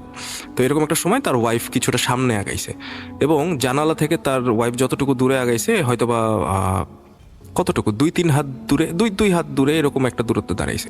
ওইখান থেকে যখন বারবার তাকে ইনসিস্ট করা হচ্ছে যে তুমি চলো তুমি চলো, উনি ওই জানালার পাশ থেকে হাতটা বাড়ায় দিয়ে ওনার ওয়াইফের গলাটা চেপে ধরছে এবং হাতটা মোটামুটি 2 হাতের মতো লম্বা হয়ে গিয়ে দেন হচ্ছে ওনার ওয়াইফের গলাটা চেপে ধরছে। এইটা দেখে ওনার মা সেন্সলেস হয়ে গেছে যে আমি এটা কি দেখলাম। তো এইরকম কিছু ঘটনা রেগুলার বেসিসে ঘটতো। অ্যান্ড একটা সময় এরকম যখন রেগুলার হচ্ছে তখন তারা ধীরে ধীরে হাল ছেড়ে দেয়। সেই লোকটা কোনো ফ্যামিলি মানে ওনার যে আত্মীয় স্বজন আছে, রিলেটিভ আছে, ওদের বাসাতেও যাইতো না, মানে যাইতে পারতো না আর কি। অ্যান্ড ওনার যে মানে ওনাদের যে রিলেটিভরা আসতো, ওরা এসে 1 দিন থেকে 2 দিনের বেশি কেউই থাকতে পারতো না, কারণ সবার মানে কোনো একটা সমস্যা হয়তো বা শরীরে আঁচড়ের দাগ চলে আসতো, মানে গালে আঙুলের দাগ আসতো এবং প্রচণ্ড ব্যথা হতো, জ্বর চলে আসতো, মানে এই ধরনের প্রবলেমগুলো তারা ফেস করতো। তো তাদের বাড়িতেও আনাগোনা অনেকটা কমে যায়। তো এইভাবে ধীরে ধীরে সবার সাথে লিঙ্ক আপগুলো ছাড়তে থাকে, মানুষজন আসে না, কথাবার্তা বলে না, গ্রামের মানুষজনও তাদের থেকে দূরে দূরে থাকে। তো এরকম কিছু বিষয়। তো একটা দিন তার ওয়াইফ লক্ষ্য করে যে তখন মনে হয় রাত 9:30 10টা এরকম একটা সময় আজাদ চাচা বাড়ি থেকে বের হচ্ছেন, মানে নর্মাল অবস্থায় বাড়ি থেকে বের হচ্ছেন এবং উনি তার ওয়াইফ পিছু নেন যে কোথায় যায় আজকে আমি দেখব। তো উনি পিছু নিয়ে যেতে যেতে যেতে যেতে মোটামুটি পাহাড়ের কাছে ছোট্ট একটা, এটা খাল বলবো না নদী বলবো আমার ঠিক আসলে খেয়াল নাই, তো এরকম একটা স্পেসে মানে পানি আছে আশেপাশে এবং মাঝখানে ছোট্ট একটা ফাঁকা জায়গা চরের মতো। তো এরকম একটা স্পেসে গিয়ে উনি বসে পড়লেন এবং ওখান থেকে মাটি খুঁড়তে শুরু করেন এবং খোঁটার পরে একটা ছোট্ট একটা কিছু একটা বের করে নিয়ে উনি ওটা মুখের মধ্যে দিয়ে খাওয়া শুরু করেন। তো এটা ওনার ওয়াইফ খেয়াল করে এবং খেয়াল করার পরে উনি ফিরে আসে, ব্যাক করে চলে আসে। উনি আর ভয়েও এখানে যাইতে পারে নাই। তো ব্যাক করে আসার পরে ওনার হাজব্যান্ড যখন কিছুক্ষণ পরে বাড়িতে আসে, উনি তাকায় দেখেন যে ওনার হাজব্যান্ডের ঠোঁটের এক পাশে মানে একদম চাপা যে জায়গাটা, ওই জায়গাতে ছোট্ট লাল লাল কিছু একটা দেখা যাচ্ছে। তো উনি যখন মানে এমনি কথার ছলে কাছে গিয়ে যখন দেখেন, উনি দেখেন যে রক্তের মতো কিছু একটা ওনার এই মানে ঠোঁটের ওই জায়গাতে হচ্ছে আছে। তো উনি বলেন যে তুমি কোথায় গিয়েছিলে, কি করলে, কি করতে, উনি বলে মানে উনি নর্মালি অ্যান্সার টেন্সার করে উনি চলে আসে। তো এইভাবে ওনারা মানে এই জিনিসগুলো হতো কি, যখন ওনার একটা ভালো ফেস চলতো 7 দিন বা 10 দিনের একটা ভালো ফেস চলতো, উনি বাড়ি থেকে বের হয়ে আসতেন ওই 10 দিন পরে বা 7 দিন পরে। তো যাওয়ার পরে হঠাৎ করে উনি আবার চেঞ্জ হয়ে যাইতেন, এরকম হচ্ছে বিষয়গুলো হতো। তো একটা সময় ওনার ওয়াইফ ওনার ফ্যামিলি মানে ওনার যে বাবার বাড়ি ওইখানে কিছু কথাবার্তা বলে অনেক মানুষের সাথে যোগাযোগ করে একজন নারী কবিরাজের সন্ধান পায়। অ্যান্ড ওনাকে বলে যে আসলে এরকম এরকম ঘটনা, কি হয়েছে আসলে একটু যদি জানাতেন। তো ওই নারী কবিরাজের কাছে আবার বেশ বড় বড় জিন বসে ছিল। তো তাদের কাছ থেকে সে যখন খোঁজ নিয়ে বলে যে খুব বাজে একটা জিনিস ওই লোকের ভেতরে আছে এবং সে উনিও মনসার কথাই বলে, মানে মনসা দেবী বা এরকম কিছু একটা বলে আর কি। তো এরকম কিছু একটা আছে, তো ওকে বাড়ি থেকে বের করে নিয়ে আসতে হবে। ওর আংটিটা না খুললেও সমস্যা নাই, বাট ওকে বাড়ি থেকে বের করে নিয়ে আসতে হবে, কারণ ওর রেঞ্জটা হচ্ছে ওই পাহাড়ি এলাকা এবং আপনাদের বাড়ি। তো বাড়ি থেকে যদি কোনোভাবে বের করে শহরের বাইরে নিয়ে আসা যায় তাহলে আমি চিকিৎসাটা করতে পারবো। তো এই বিষয়টা কিভাবে যেন আজাদ চাচা জানতে পারে। হ্যাঁ, আজাদ চাচা হঠাৎ করে কোত্থেকে নাম্বার ম্যানেজ করে আমি জানি না, ওই মহিলাকে একদিন ফোন করে এবং তুই তুকারির ভাবেই বলতে থাকে যে তোর যদি সামর্থ্য থাকে তুই আমার বাড়িতে আয়, তুই আমার বাড়িতে এসে আমাকে কতটুকু কি করতে পারিস তুই দেখা। তো ওই মহিলা চ্যালেঞ্জ অ্যাকসেপ্ট করে অ্যান্ড উনি বেশ বয়স্ক। তো উনি ওনার কিছু লোকজন নিয়ে ওই এলাকাতে যান, জামালপুরের ওই এলাকাতে যান এবং ওখানে গিয়ে বসেন।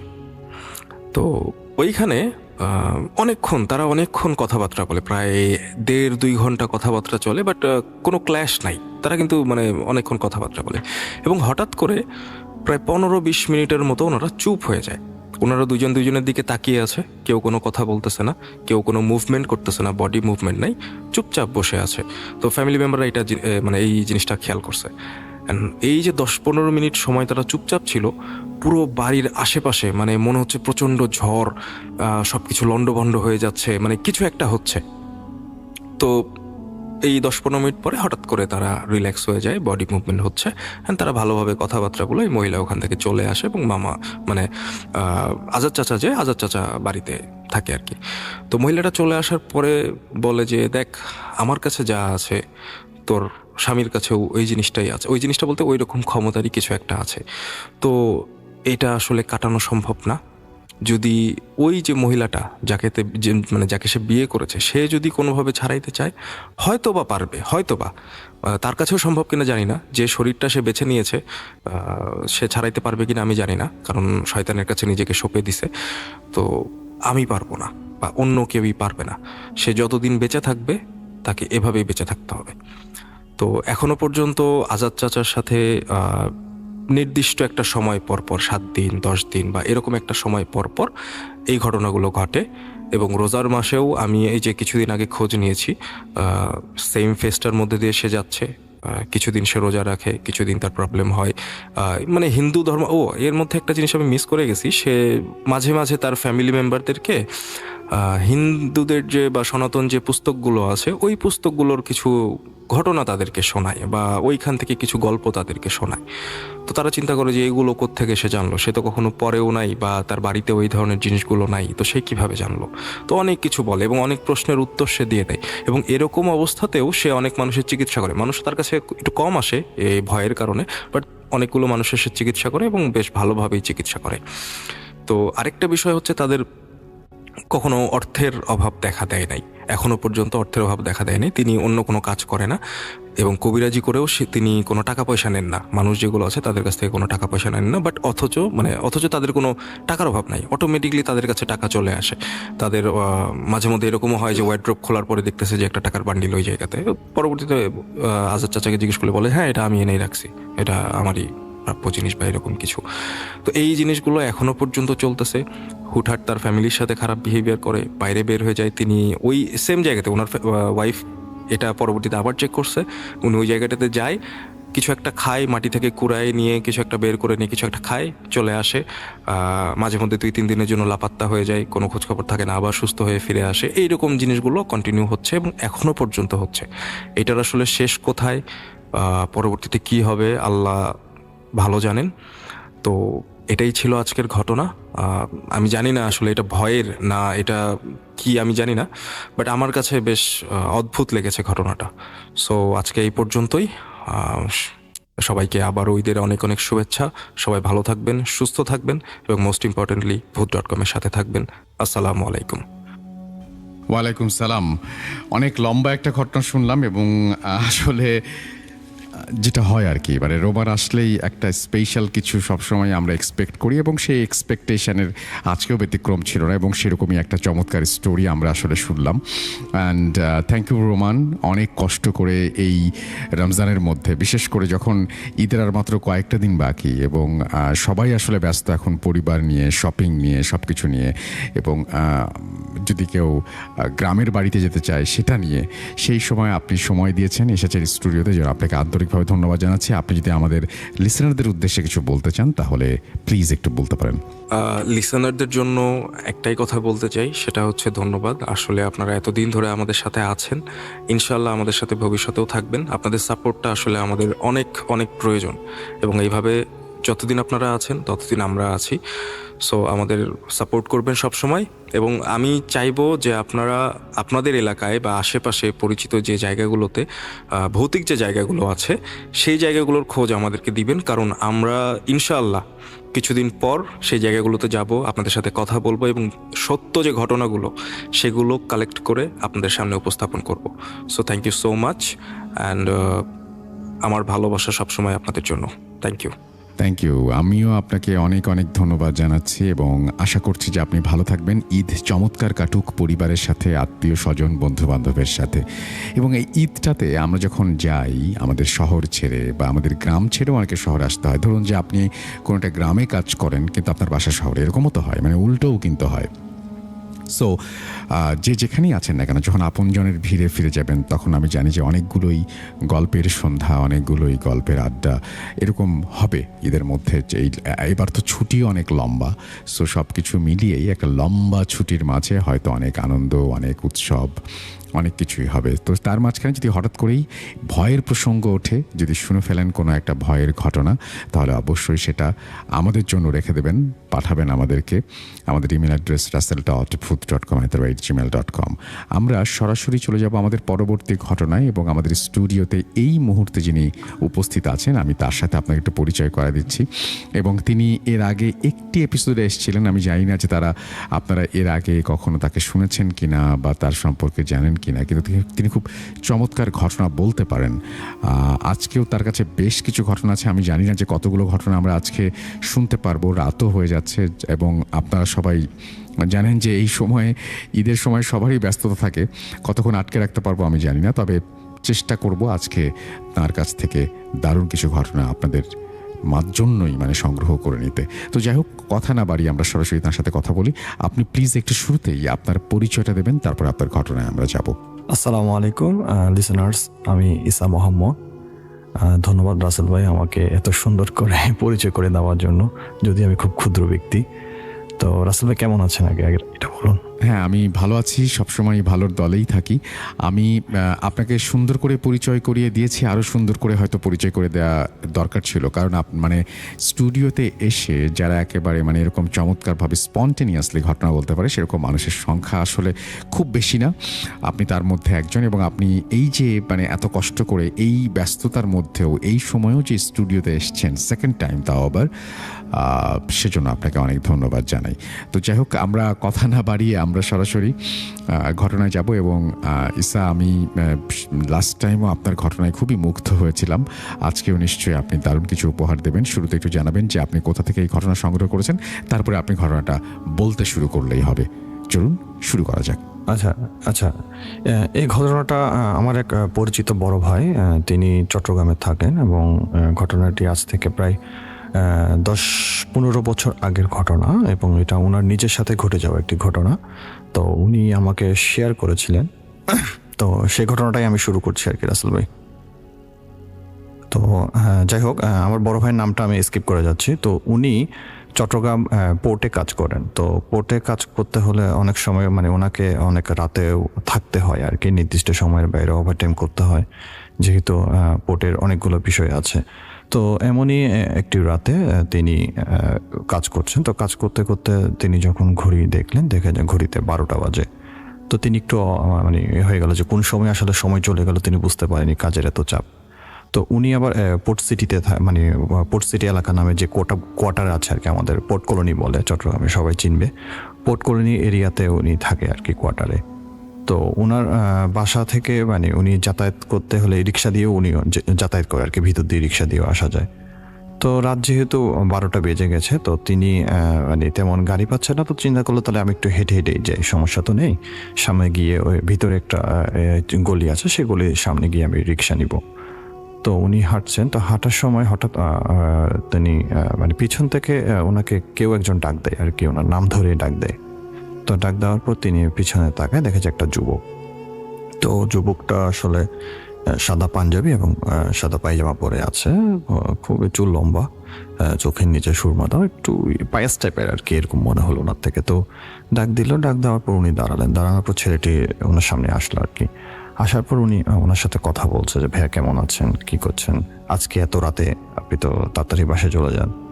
তো ওনার একটু অবাক হলো যে এটা কে, আমাকে উনি চিনতে পারে নাই আর কি প্রথম অবস্থায়, যে ছেলেটা আসলে কে, আমাকে চিনলো, আবার এভাবে বলছে যে এত রাতে কেন, বাহিরে আছি, আরও আগে চলে যাই। তো উনি বললো যে ভাই আমি আপনার এলাকায় থাকি, আমাকে চিনেন নাই, আপনাকে তো আমি প্রায় দেখি আর কি, আপনি এদিক দিয়ে যাতায়াত করেন, সম্ভবত আপনি পোর্টে চাকরি করেন। তো উনি মনে করলো হ্যাঁ হতে পারে, যেহেতু পোর্ট কলোনি এরিয়া অনেকেই তো থাকে, চিনতে পারে, হয়তো কথা বলেছে, কোনো এক সময় পরিচয় হয়েছিল, তো মনে নেই। তো তিনি কথা বলছেন, তো হাঁটছেন। তো চিন্তা করলো যে ঠিক আছে, কথা যেহেতু বলছি, হাঁটতে হাঁটতে যাই, একটু ভালোও লাগলো ওনার থেকে। তো নানান বিষয় নিয়ে কথা বলছে না, হাঁটছেন আর কি তারা দুজন। কথা বলতে বলতে বলতে তারা মেইন রোডের দিকে আসে।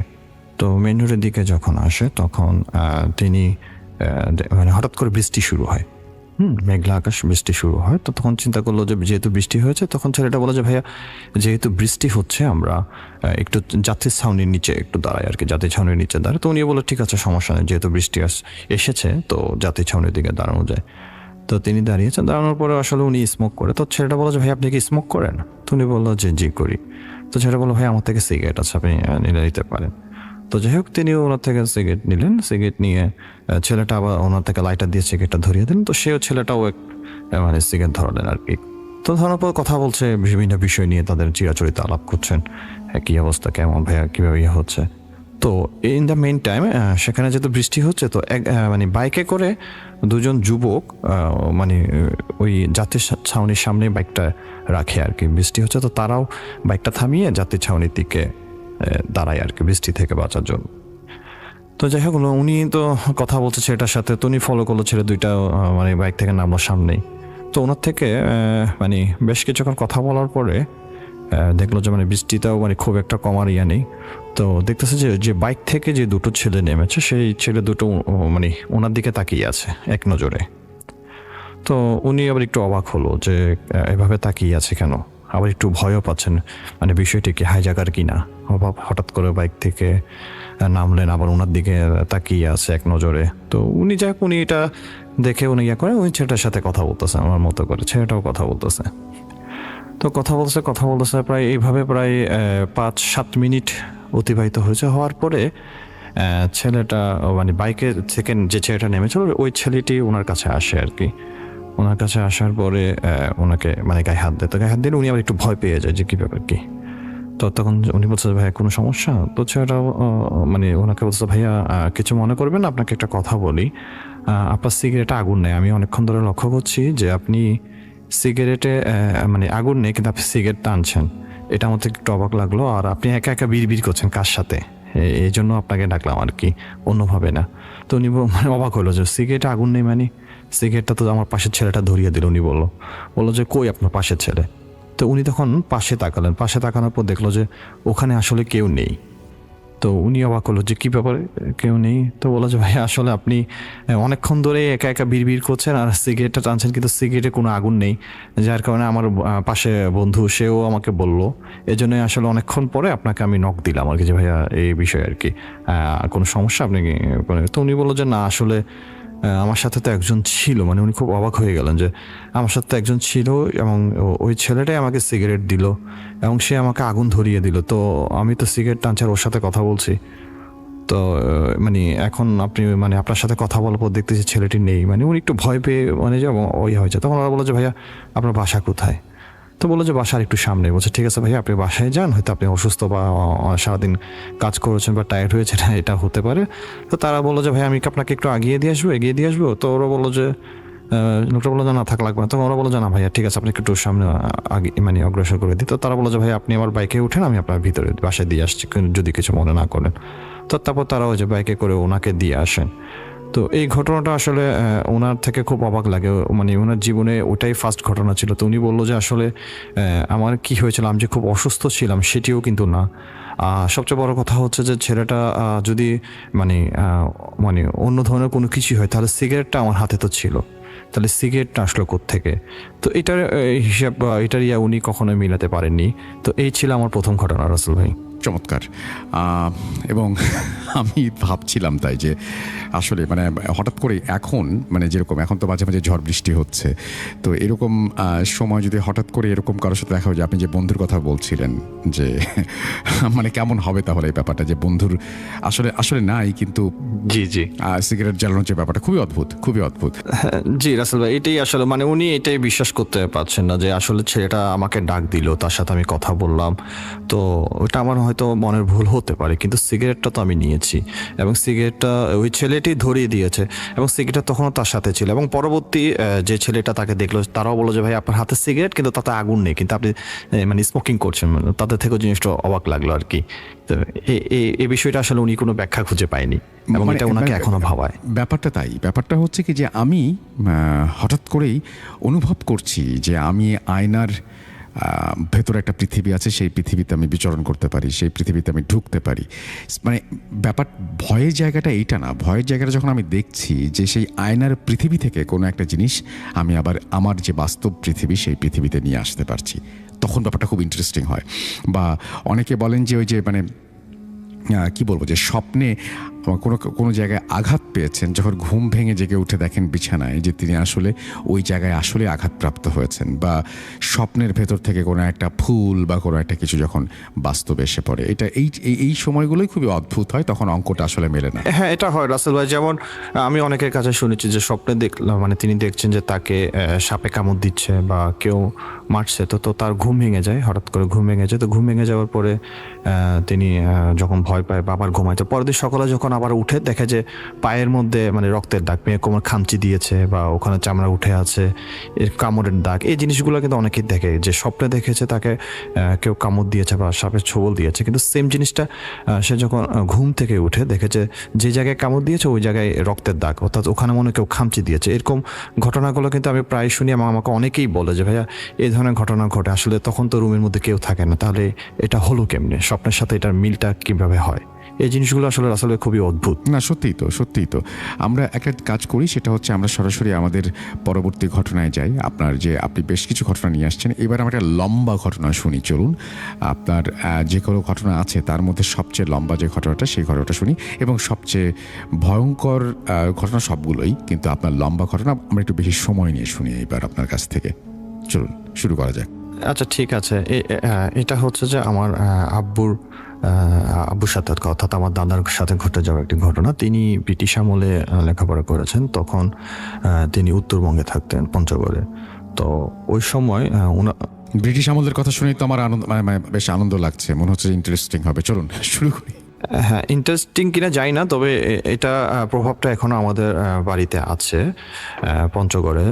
তো যাই হোক, অনেকে আবার বলবে যে আমার চট্টগ্রামে থাকে বা পঞ্চগড়, কেন আমাদের বাড়ি পঞ্চগড়ে, বাট আমরা সেটেল হয়েছে চট্টগ্রামে। তো যাই হোক, এটা আমি আব্বুর কাছ থেকে শুনেছি। তো ওনার কাছে সে সময় একটা লঙ্কা বন্দুক ছিল আর কি, দুনললা। ওই বন্দুকটা ওনার সাথে থাকতো, ওনাকে মানে ব্রিটিশরা খুশি হয়ে কোনো কারণে ওনাকে দিয়েছিল। তো সেই বন্দুকটা হঠাৎ একদিন হারিয়ে যায়। তো হারিয়ে যখন যায় তখন বন্দুকটা খুঁজে পাওয়া যায় না, তখন উনি খুব আপসেট হয়। তো এই বন্দুকটা ওনার লাগবে, যেভাবে হোক ওনার বন্দুকটা লাগবে। তো সেই বন্দুকটা কিভাবে আনা যায়, চুরি হয়ে গিয়েছে কেউ, মানে কিভাবে আনবে? তখন ওখানে একজন লোক বলে যে একটা ওঝা আছে যিনি এইগুলা মানে হারিয়ে যাওয়া জিনিস নিয়ে আসতে পারে।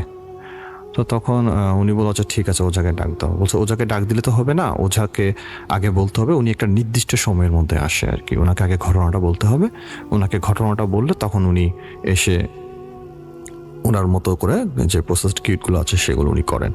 তো যাই হোক, ওঝাকে বলা হলো যে এই বিষয়ে বন্দুকটা এরকম। তো উনি বললো ঠিক আছে, তাহলে আমি ঠিক মাঝরাতে আসবো, মাঝরাতে আসে আমি ঝিন চালান দিব এবং সেই ঝিনের মাধ্যমে আমি করতে পারবো যে আপনার মানে হারিয়ে যাওয়ার সমস্যাটা সমাধান করার চেষ্টা করব। তো উনি বললো ঠিক আছে, সেটা করব, কিন্তু এটা করতে হলে কিছু বিষয় লাগবে। কীরকম? উনি বললো যে কাঁসার একটা থালা লাগবে এবং এক বাটি দুধ লাগবে, এবং দুধটা হচ্ছে যে ঠিক মানে ফার্স্ট টাইমে, অর্থাৎ গরুর ফার্স্ট টাইমে যে দোয়া দুধ, ওই দুধটাই লাগবে। হ্যাঁ, সেকেন্ড টাইম এলে হবে না।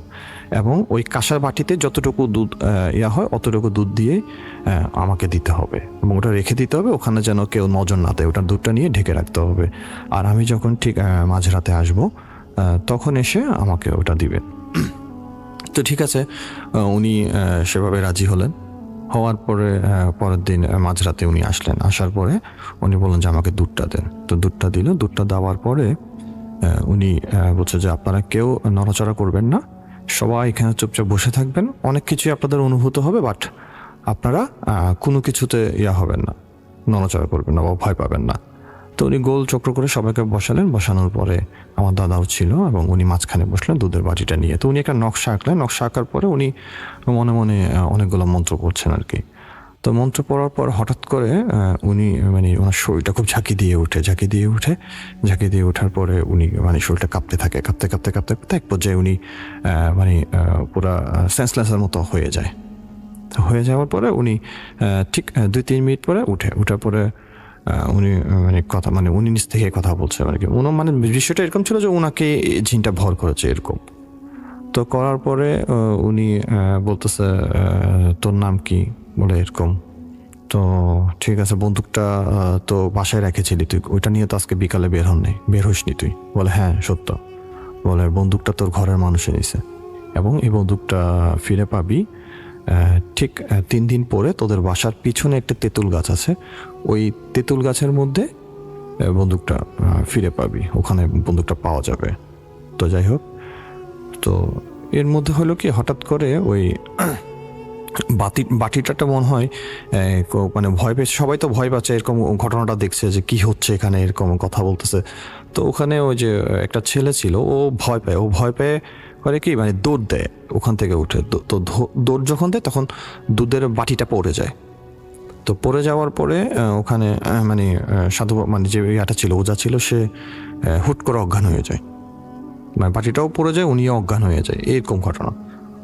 তো হওয়ার পর উনি আবার 5-10 মিনিট পরে উঠে, তো সবাই মনে করেছে যে জিন মনে হয় এসেছিল, তখন অজ্ঞান হয়েছে, আবার চলে গিয়েছে, যেন অজ্ঞান হয়েছে। তো তিনি ওঠার পরে খুব গরম যে এই দুধের বাটিটা কে ফেলছে, তখন বললো যে আসলে এই যে মানুষটা ছিল সে ভয় পাইছে, দৌড় দিয়েছে, পড়ে গেছে। বলে এটা তো আমার অনেক বড় ক্ষতি করলি তোরা, এটা যে ক্ষতি করলি, এখন আমি তো জিনটাকে আনছি, এখন জিনটাকে আমি নিব কিভাবে? বলে এটা তো আমি জানি, আর এটা খুব মানে যে সে না, ও জাতের মধ্যে খুব প্রভাবশালী একজন জিন, এবং ও অনেকগুলো জিনের সর্দার। তো এখন আমি এটা কিভাবে করবো? তো যাই হোক, তখন ওঝা বললো যে আমার আর কিছু করার নেই, তোরা দেখ কি করা যায়, আল্লাহ কর, দোয়া দরুদ পর, আর যদি কোনো সমস্যা আমাকে আবার ডাকিস। তো এইভাবে বলে ওঝা চলে গেল। ওঝা চলে যাবো অনেকটা রাগান্বিত হয়ে তিনি চলে যায়। তো 3 দিন পরে বন্দুকটা, মানে ওঝা তো বলেছিল যে বন্দুকটা তেঁতুল গাছের মধ্যে পাওয়া যাবে, কিন্তু আমার দাদা যখন ঘরের মধ্যে ঢুকলেন, তিনি দেখেন যে ওনার ঘরের মধ্যে বন্দুক। তো ওনার ঘরের মধ্যে বন্দুক, উনি তো খুব অবাক, কে বন্দুকটা কোত্থেকে আসলো। আবার খুশি হলো, খুশি আমার দাদুকেও ডাকলো যে দেখো বন্দুকটা পেয়েছি, কিভাবে আসলো। তো সবাই বললো যে ওঝা তো বললো যে তেঁতুল গাছে পাওয়া যাবে, কিন্তু তুমি ঘরে পাইছো, এটা তো আরও ভালো, কষ্ট করে তেঁতুল গাছে উঠতে হলো না। তো যাই হোক, এই বন্দুকটা পাওয়ার পর উনি খুশি। তো একদিন উনি মানে ঘুমাচ্ছে রুমের মধ্যে একাই, উনি আবার একটু গান শুনতো। তো ওনার আবার আলাদা একটা রুম ছিল, ওই রুমে উনি একা একা গান শুনতো, ওখানে আবার কাউকে মানে ঢোকা নিষেধ, উনিও কাউকে ঢুকতে দিত না। তো গান শুনতেছে, হঠাৎ করে উনি মানে একটা ফিস শব্দ পায় আর কি। তো ফিস শব্দ পায়, উনি গানের মধ্যে মগ্ন ছিল, একটু ঘুমিয়ে গিয়েছে গান শুনতে শুনতে। তো তখন হঠাৎ করে মানে ওখানে ফিস আছে, তো উনি ঘুমটা ভেঙে যায়, আর ঘুম ভেঙে যায়। ঘুম ভেঙে যাওয়ার পরে উনি মানে শুনতেছে কেউ একজন ওনাকে বলতেছে যে গানটা বন্ধ করে দে, গানটা ভালো লাগছে না। তো উনি উঠে দাঁড়ায়, হারিকেনে আলোটা একটু মানে করার পরে উনি বলে যে কে এখানে, কে? তো কাউকে দেখা যায় না। তো ওদিনের মতো উনি আর গান শুনে উনি ঘুমায় যায়। তো পরের দিন রাতে আবারও তিনি সেম অবস্থা হওয়ার পর উনি আবারও গান শুনতে মানে একটু আধা ঘুম, ঠিক কানের পাশে আবারও ফিস যে গানটা বন্ধ কর। তো উনি আবার একটু সাহসী ছিলেন, তো উনি উঠলেন, উঠে হারিকেন জ্বালিয়ে বললেন যে কে আমার সামনে আসো। তো এভাবে অনেকক্ষণ উনি চিল্লেনের পর ওনাকে আবার এবার উত্তর দেওয়া শুরু করলো যে আমাকে তুই দেখতে পাবি না, কারণ তুই ধার্মিক না, ঠিক আছে? তুই ধার্মিক না, তুই আমাকে দেখতে পাবি না। তোকে যদি আমাকে দেখতে চাস, তাহলে তোকে কিছু নিয়ম রীতি মানতে হবে, এবং আমি যেভাবে বলি ওভাবে শুনতে হবে। তো ওনার থেকে না এটা খুব অবাক লাগে যে মানে কীরকম একটা বিষয়, মানে কে কথা বলছে দেখছে না। তো উনি তখন একটু ভয় পেলো, আবার উনি একটু মানে খুব সাহসী। তো উনি বলছে ঠিক আছে, তাহলে আমাকে কি করতে হবে বল। বলছে তুই এই গান আর শুনতে পারবি না, এই গান শুনলে তোর সামনে আমি আসতে পারবো না। তো বলছে তুমি কে? বলছে যে আমি হচ্ছে সেই জিন, যে জিনটা ওঝা এনেছিল, তোর মনে আছে? বলে হ্যাঁ। তুই তোর বন্দুকটা ফিরে পেয়েছিস? বলে জি। বলছে বন্দুকটা আমি এনে দিয়েছি। তো বললো ঠিক আছে, বন্দুক এনে দিয়েছি, তার তুই যাস না কেন? উনি আবার খুব সাহস, তো তুই করে বলছে, তা তুই যাস না কেন, তোর তো কাজ শেষ। বলছে না, আমি তো যেতে পারবো না। হ্যাঁ, আমি চাইলেও যেতে পারবো না। কেন যেতে পারবো না? কারণ আমার আর কোনো বাধা নেই, কারণ ওঝা যে নিয়মে এনেছে সেই নিয়মে আমাকে বিদায় করতে পারে নাই। সো পুরো এক্সেস এখন আমার হাতে, আমার মন চাইলে আমি যাবো, আমার মন চাইলে আমি আসবো। তো যাই হোক, এইভাবে এক পর্যায়ে আসলে ওনার সাথে দাদার খুব একটা ভালো সম্পর্ক হয়, এবং দাদা এই জিনটাই ওনাকে এক সময় মানে কোরআন শিখায়, নামাজ শিক্ষা দেয়, এবং পুরা বাড়ির মানুষ শুনতো। এত মিষ্টি কণ্ঠ কোরআনের তেলাওয়াত, এটা অনেকেই শুনেছে। তো যাই হোক, তো দাদার সাথে এটা যখন ছিল, তখন আমার আব্বু তো অনেক ছোট, তো সে খুব ডান পিঠে ছিল। তো আব্বু তখন তো গ্রামে যাত্রাপালা হতো, যাত্রাপালায় আব্বুরা রাতে যেত, তো অনেক রাত ধরে যাত্রা বেড়াতে হতো আর কি। তো হয়তো একদিন এরকম যাত্রাবেলা হচ্ছে, তো আব্বু সাইকেল চলায় যাচ্ছেন, যাওয়ার পরে যাত্রাবেলা শেষ করে যখন তিনি বাড়ি ফিরছেন, তো মানে বাড়িটা হচ্ছে মানে আমাদের বাড়ি থেকে অনেক দূরে সাইকেল চলে আসতে হয়। তো ওখানে একটা মরা দিঘি নামে একটা দিঘি আছে।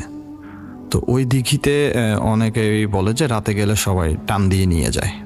এটা অনেককেই নিয়ে গেছে যে টান দিয়ে নিয়ে যায়, কিন্তু কে নিয়ে যায়, কিভাবে নিয়ে যায় কেউ বলতে পারে না। হ্যাঁ, এবং অনেকে মারাও গিয়েছে। তো আব্বু চিন্তা করলো যে এখন তো মরা দিঘির সামনে দিয়ে যেতে হবে, তো মরা দিঘির সামনে দিয়ে না গিয়ে মানে কিভাবে যাওয়া যায় চিন্তা করছে। তো কিভাবে যাওয়া যায় চিন্তা করছে। তো তখন আব্বু চিন্তা করলো যে ঠিক আছে, এখানে ভিতর দিয়ে একটা জায়গা আছে, কবরস্থানের মাঠ দিয়ে গেলে শর্টকাটেও যাওয়া যাবে এবং ওই দিঘিতেও পড়বেন আর কি। তো আব্বু ওদিক দিয়ে যাচ্ছে, যেতে যখন ওই কবরস্থানের গলিটা দিয়ে গেল, দুই পাশে বাঁশ গাছ। তো বাঁশ গাছের নিচ দিয়ে যখন যাওয়ার পর আব্বু মানে যাওয়ার পর হঠাৎ করে মানে আব্বুর মনে হলো যে কেউ একজন ওনার সামনে দিয়ে পাশ কেটে গেছে। তো আব্বু ওর একটু তো ডান পিঠে ছিল, তো আব্বু আবার মানে সাইকেলটা নিয়ে পিছনে ফিরলো যে কে। তো দেখতেছে যে মানে অনেক দূরে হবে, আব্বুর থেকে কত 10 হাত দূরে হবে। দেখতেছে মানে বাঁশ গাছের ওখান থেকে কেউ একজন তাকে উকি দিচ্ছে। তাকে উকি দিয়ে দেখতেছে। তো তখন আব্বুর মানে একটু সন্দেহ হলো যে কে উকি দিল আমাকে। তো আব্বু দাঁড়ানোর পরে মানে ভালো করে লক্ষ্য করার চেষ্টা করলো, দেখলো যে না, কাউকে দেখা যাচ্ছে না। তো আব্বু আবার মানে সাইকেল নিয়ে ফিরবে, তো হঠাৎ আব্বুর আবার মনে হলো যে তাকে সেকেন্ড টাইম কেউ একজন উকি দিছে। এখন আব্বুর থেকে মনে হচ্ছে যে উকি একজন না, উকি দুইজন উকি দিচ্ছে। তখন মানে আব্বু বললো যে কে এভাবে উকি দিচ্ছে। আব্বুর থেকে মানে একটু লাগলো। আব্বু এবার মানে সামনে যাওয়ার চেষ্টা করছে আর কি। তো যাবে কি যাবে না একটু ভয়ও লাগছে, যে যাবো কি যাবো না এরকম। তো যাই হোক, এখন পরবর্তীতে আব্বু দেখলো মানে যেটা করলো যে একটা মানে আব্বু থেকে মনে হলো বেশ কিছুক্ষণ দাঁড়ানোর পরে, মানে বাঁশগাছ থেকে আব্বু তো অনেক দূরে, মনে হলো যে লাল শাড়ি পরে কেউ একজন দাঁড়িয়ে আছে এবং মানে লুকোচুরির একটা ভাব যে তার দিকে তাকাচ্ছে। তো আব্বু এবার করলো কি, একটা পাথর নিয়ে পাথরটা বাঁশ গাছে ছুঁড়ে মারলো। তো বাঁশ গাছে ছুঁড়ে মারার পর দেখলো যে ওখানে কিছু নাই। তো তখন আবার মানে অনেকক্ষণ দাঁড়ায় আছে, মানে নড়তেছে না। মানে বিষয়টাকে আব্বুর কৌতূহল জাগলো যে আমি একটু দেখবো এটা কি আসলে। তো দেখলো যে আবারও উকি দিচ্ছে। তো আবার যখন উকি দিচ্ছে তখন এবার আব্বু বলতেছে না, এবার আমি যাব তাকে দেখার জন্য।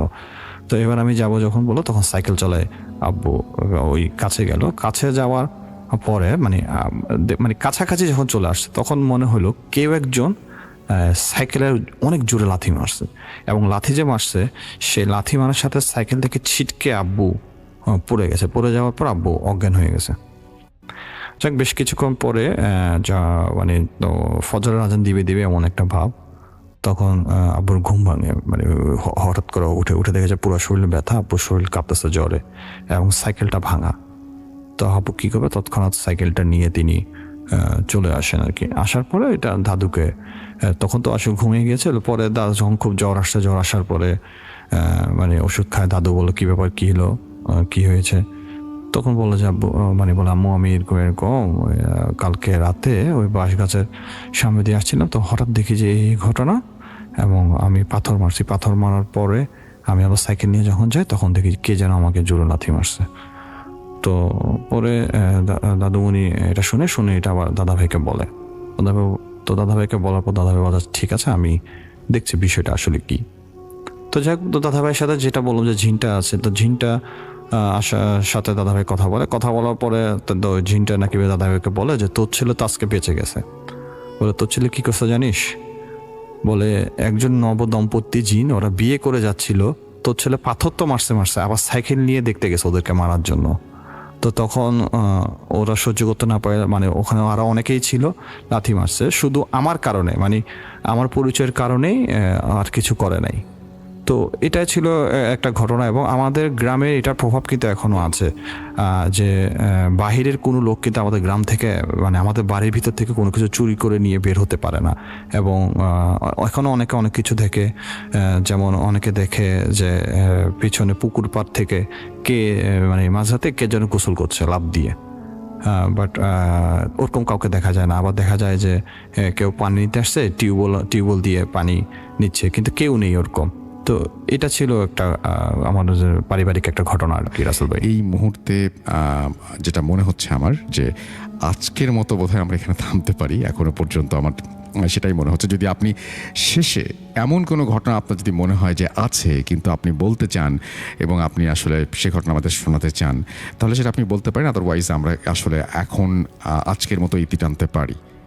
কি মনে হচ্ছে ইসা? হ্যাঁ, আরেকটা ঘটনা আমি শেয়ার করতে পারি। এটা আমি কালেক্ট করেছি, এবং ঘটনাটা যে ঘরে হয় সেখানে আমি যাব। আমাকে উনি ইনভাইট করেছেন, আমি যখন বলেছি ওনার সাথে, এবং রিসেন্টলি ওনার সাথে আমার পরিচয় হয়েছে। তো উনি আমাকে একটা ঘটনা বললো যে ভাইয়া আসলে আমি তো ব্যস্ত মানুষ, সময় দিতে পারি না, তো আপনি আমার বাড়িতে একদিন আসেন। তাই আমি বললাম ঠিক আছে যাব, তবে তার আগে কি হয় আমাকে একটু বলেন। তো উনি বললো যে ভাইয়া আমাদের এই বাড়িটাতে 35 বছর আগের একটা অভিশাপ আছে, এবং এই বাড়িতে আমরা যারাই থাকি তাদের সবার শরীর কিন্তু বন্ধ করে থাকতে হয়, এবং প্রতি সপ্তাহে আমাদেরকে একজন হুজুর আসে, উনি এসে গা বন্ধ করে দিয়ে যায়। তো বাড়িটাতে যে ঘটনাগুলো ঘটে, যে ওনারা যখন মানে পুরাতন বাড়িটা জায়গা কিনে পুরাতন বাড়িটা ভেঙে নতুন বাড়ি করেন, ওখানে করার পর থেকেই ওনাদের সাথে মানে নানা রকম ঘটনা ঘটে। তো এই ঘটনাটা আমি আগেও বলেছিলাম যে জিনিসপত্র এক পাশে রাখলে আরেক পাশে চলে যায়, কাজের সময় জিনিস পাওয়া যায় না। তারপরে যেটা হয় যে ওনারা যখনই ঘুমায় তো ফিসফিসানি একটা শব্দ শুনে, এবং অনেক সময় মনে হয় যে দেওয়ালের ভিতর দিয়ে কেউ যেন হাঁটাচলা করছে, দৌড়াদৌড়ি করছে, ছোটাছুটি করছে। তো এরকম ওটা ওনাদের সাথে হয়। তো ওই ঘটনাটা হওয়ার পরে ওনারা বলে যে ভাইয়া মানে এটা হওয়ার পরে যখন আমরা একটা হুজুর আনি, তখন হুজুর বললো যে এখানে আসলে জিনদের বিচরণ আছে, তো তোমরা সবাই সাবধানে থাকবা। এবং আমি প্রতি সপ্তাহে এসে মানে তখন থেকে শুরু করে এখনো পর্যন্ত প্রতি সপ্তাহে এসে তোমাদের শরীর বন্ধ করে দিয়ে যাব, তাহলে আর কোনো সমস্যা হবে না।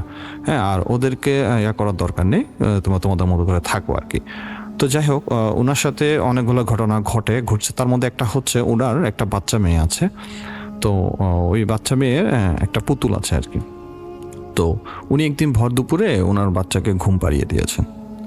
তো ঘুম পাড়িয়ে দেওয়ার পর উনি নিজেও ঘুমিয়ে যায়।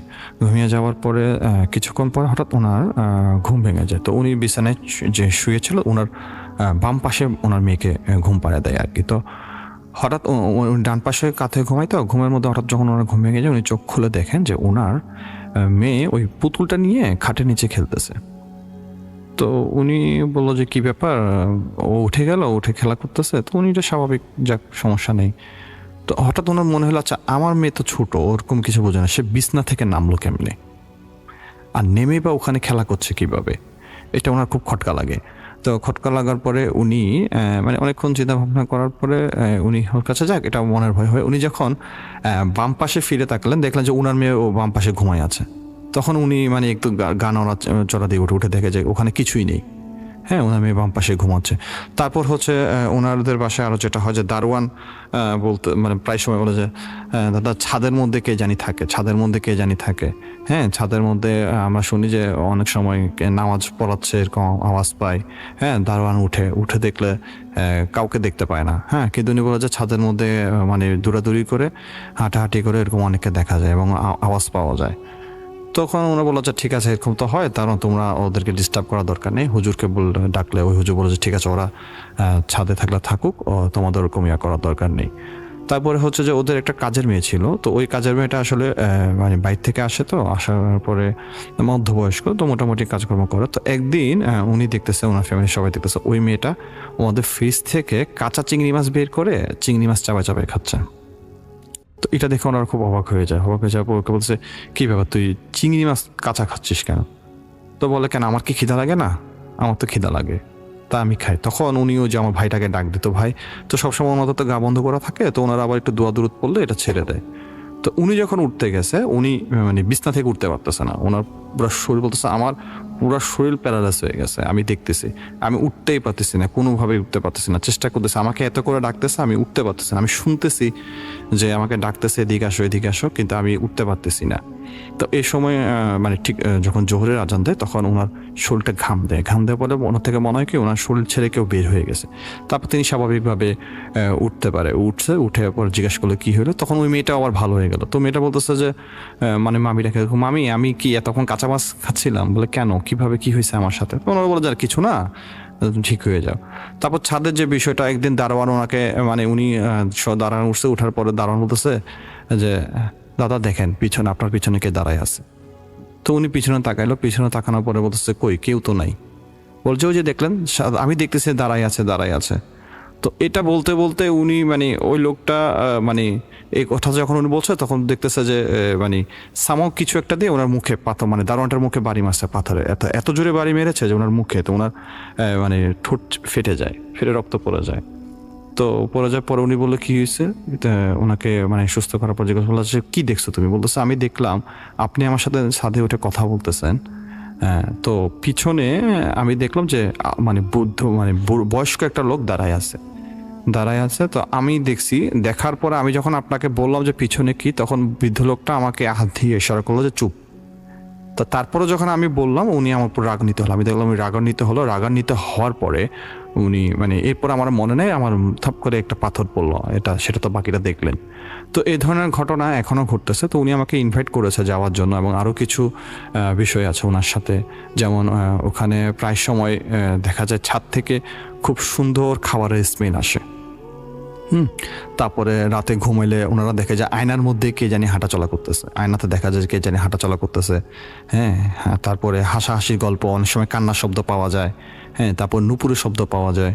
তো এই ধরনের ঘটনাগুলো ওনাদের সাথে প্রায় হয়, এবং এটা ওনাদের এখন মানে নিত্য নতুন একটা অভ্যস্ত হয়ে গেছে যে এটা স্বাভাবিক। তবে বাইরের মেহমান যেতে হলে ওনাদেরকে মানে গা বন্ধ করে ঢুকতে হয়। এই জিনিসটা আমাদের খুব অদ্ভুত লাগলো আর কি রাসেল ভাই। তো এটা হচ্ছে আমার ঘটনা। ওকে, তো আমার মনে হয় যে ইসার কাছ থেকে আমরা যে কয়েকটা ঘটনা শুনেছি সবগুলো ঘটনাই খুবই চমৎকার ছিল, এবং লাস্টের ঘটনা তো কোনো তুলনাই হয় না। থ্যাংক ইউ সো মাচ ইসা, অনেক কষ্ট করে আপনি এসছেন, এবং এই সময়টা সবারই খুব ব্যস্ততা যাচ্ছে, তার মাঝখানেও আপনি আমাদের সময় দিয়েছেন, সেজন্য আপনাকে আন্তরিকভাবে ধন্যবাদ জানাই ভূত.com-এর পক্ষ থেকে, ভূতকট.com যারা শুনছেন তাদের পক্ষ থেকে এবং আমার পক্ষ থেকে। আপনি ভালো থাকবেন, এবং আপনার যদি শেষে ঈদের কোনো মেসেজ দেওয়ার থাকে লিসেনারদের দিতে পারেন। হ্যাঁ রাসেল ভাই, আপনি এবং যারা লিসেনার আমাদের আছে শুনছেন তাদের সবাইকে ঈদের শুভেচ্ছা, এবং সবাই সাবধানে থাকবেন, ভালো থাকবেন, আপনাদের ঈদের যাত্রা সুন্দর হোক, এবং সারাদিন ঘোরাঘুরি করার পর বা ক্লান্ত শরীরে কিংবা ঈদের খাবার খাওয়ার পর যখন রাতে টায়ার্ড হয়ে যাবেন তখন অবশ্যই কানে হেডফোন লাগিয়ে ভূত.com শুনবেন, কিংবা বাড়িতে যাওয়ার সময় যখন যদি দেখেন যে যানজটে আটকা পড়ে গেছেন তখন হেডফোনটা কানে লাগিয়ে ভূত.com শুনবেন। ভূত.com-এর সাথে থাকবেন, ভূত.com-কে ভালোবাসবেন, আমরা আপনাদেরকে খুব ভালোবাসি, এটা ভালোবাসার জায়গা, ভালো লাগার জায়গা। আর রাসেল ভাই আপনার তো তুলনা হয় না, আমি তো আপনার অনেক বড় একজন ফ্যান, যেহেতু অনেকটা বছর আপনার সাথে ছিলাম। তো এখন আসলে মানচিত্রের মানে গুগলের এই পারে আর ও পারে আপনি কাছে পেলে আর খুবই বেশি ভালো লাগতো। রাসেল ভাই আপনাকে অসংখ্য ধন্যবাদ, আপনার জন্য দোয়া রইল, আপনাকে ঈদের অগ্রিম শুভেচ্ছা। সবাই ভালো থাকুন, সুস্থ থাকুন, আল্লাহ হাফেজ। আপনাকেও ধন্যবাদ জানাচ্ছি, আল্লাহ হাফেজ ইসা। আশা করছি আপনাকে ভবিষ্যতে আমরা পাবো। এতক্ষণ শুনছিলাম আমরা ইসাকে, এবং তার আগে আমরা রোমানকে শুনেছি, আমরা হাফেজ মাইনুদ্দিন ভাই আজকে আমাদের এখানে উপস্থিত হয়েছেন, সে সম্পর্কে আমরা জেনেছি। আরও কিছু মানুষের অংশগ্রহণ করার কথা ছিল যারা বিভিন্ন ব্যক্তিগত কারণে বা পারিপার্শ্বিক কারণে আসতে পারেননি, যেমন একজনের ভাই মারা গেছেন, সুতরাং তাকে চলে যেতে হয়েছে বাড়িতে। রাকিব একটু অসুস্থ, তিনিও যুক্ত হতে পারেননি, তা না হলে হয়তো দেখা যেত যে আরও বেশ কিছু মানুষজন হয়তো উপস্থিত এসেছেন ঘটনা শোনাতে। তবে সবার আগে আজকে যেটা হয়েছে সেটা হচ্ছে যে একদম টাইমলি যে মানুষটি এসেছেন তিনি হচ্ছেন হাফেজ মাইনুদ্দিন। বুঝতেই পারছেন এই মুহূর্তে আমরা সরাসরি যাব হাফেজ মাইনুদ্দিন ভাইয়ের কাছে। মাইনুদ্দিন ভাই রেগুলার আমাদের স্টুডিওতে আসেন, এবং যখনই আমরা তাকে আমন্ত্রণ জানাই তিনি খুব সানন্দে রাজি হন। এটা একটা বিশাল ব্যাপার, এবং তার দোয়া, তার ভালোবাসা আমাদের জন্য আছে, এটা একটা বিশাল সাহসেরও কথা। যাই হোক, আমরা সরাসরি মাইনুদ্দিন ভাইয়ের কাছে যাবো। আশা করছি মাইনুদ্দিন ভাই ভালো আছেন, ভালো তল আছেন। মাইনুদ্দিন ভাই আসসালামু আলাইকুম। ওয়ালাইকুম আসসালাম ভাইয়া, কেমন আছেন? কেমন লাগছে আপনার স্টুডিওতে এসে? আলহামদুলিল্লাহ, জি ভাইয়া ভালো। তাহলে চলুন সরাসরি আপনার ঘটনায় যাই। জি ভাইয়া, আমি ঈদ স্পেশাল যে আমাদের অফিসে চলতেছে, তো এই সবাইকে ঈদ শুভেচ্ছা। আর সবাইকে বলবো নিরাপদে নিজ খেয়াল নিজ যত্ন নেবেন। ভূত.com আপনারা অবশ্যই শুনবেন এই একটা কারণে এখানে কিছু আলোচনা হয়, সমাধানের কথা বলা হয়। শুধু এতটুকু বারবার বলবো, ভুল অপচিকিৎসা বা ভুল ভ্রান্ত কোনো কিছু করবেন না, বা সত্য আপনি নিজে যাচাই করুন। আপনি অবশ্যই ভালো পথের দিকে থাকুন। কোনো ভ্রান্ত উদ্ভট কথায় বিচলিত হবেন না, এবং নিজ দায়িত্ব আপনার যেই শিক্ষাগুলো রয়েছে পারিবারিকভাবে সন্তানদেরকে নিয়ে ভালো থাকার চেষ্টা করুন। ভাইজান, আমার ঈদ স্পেশাল উপলক্ষে এটাই সবার কাছে বলা, সবাই যেন নিজের খেয়াল রাখে। অনেক ধন্যবাদ মানিদিন ভাই। আমরা জানি যে আপনার কাছে আরও একটি ঘটনা আছে। আপনি ঈদ উপলক্ষেই দুটি ঘটনা নিয়ে হাজির হয়েছেন আমাদের আজকের এই স্টুডিওতে, সেজন্য অনেক অনেক কৃতজ্ঞতা।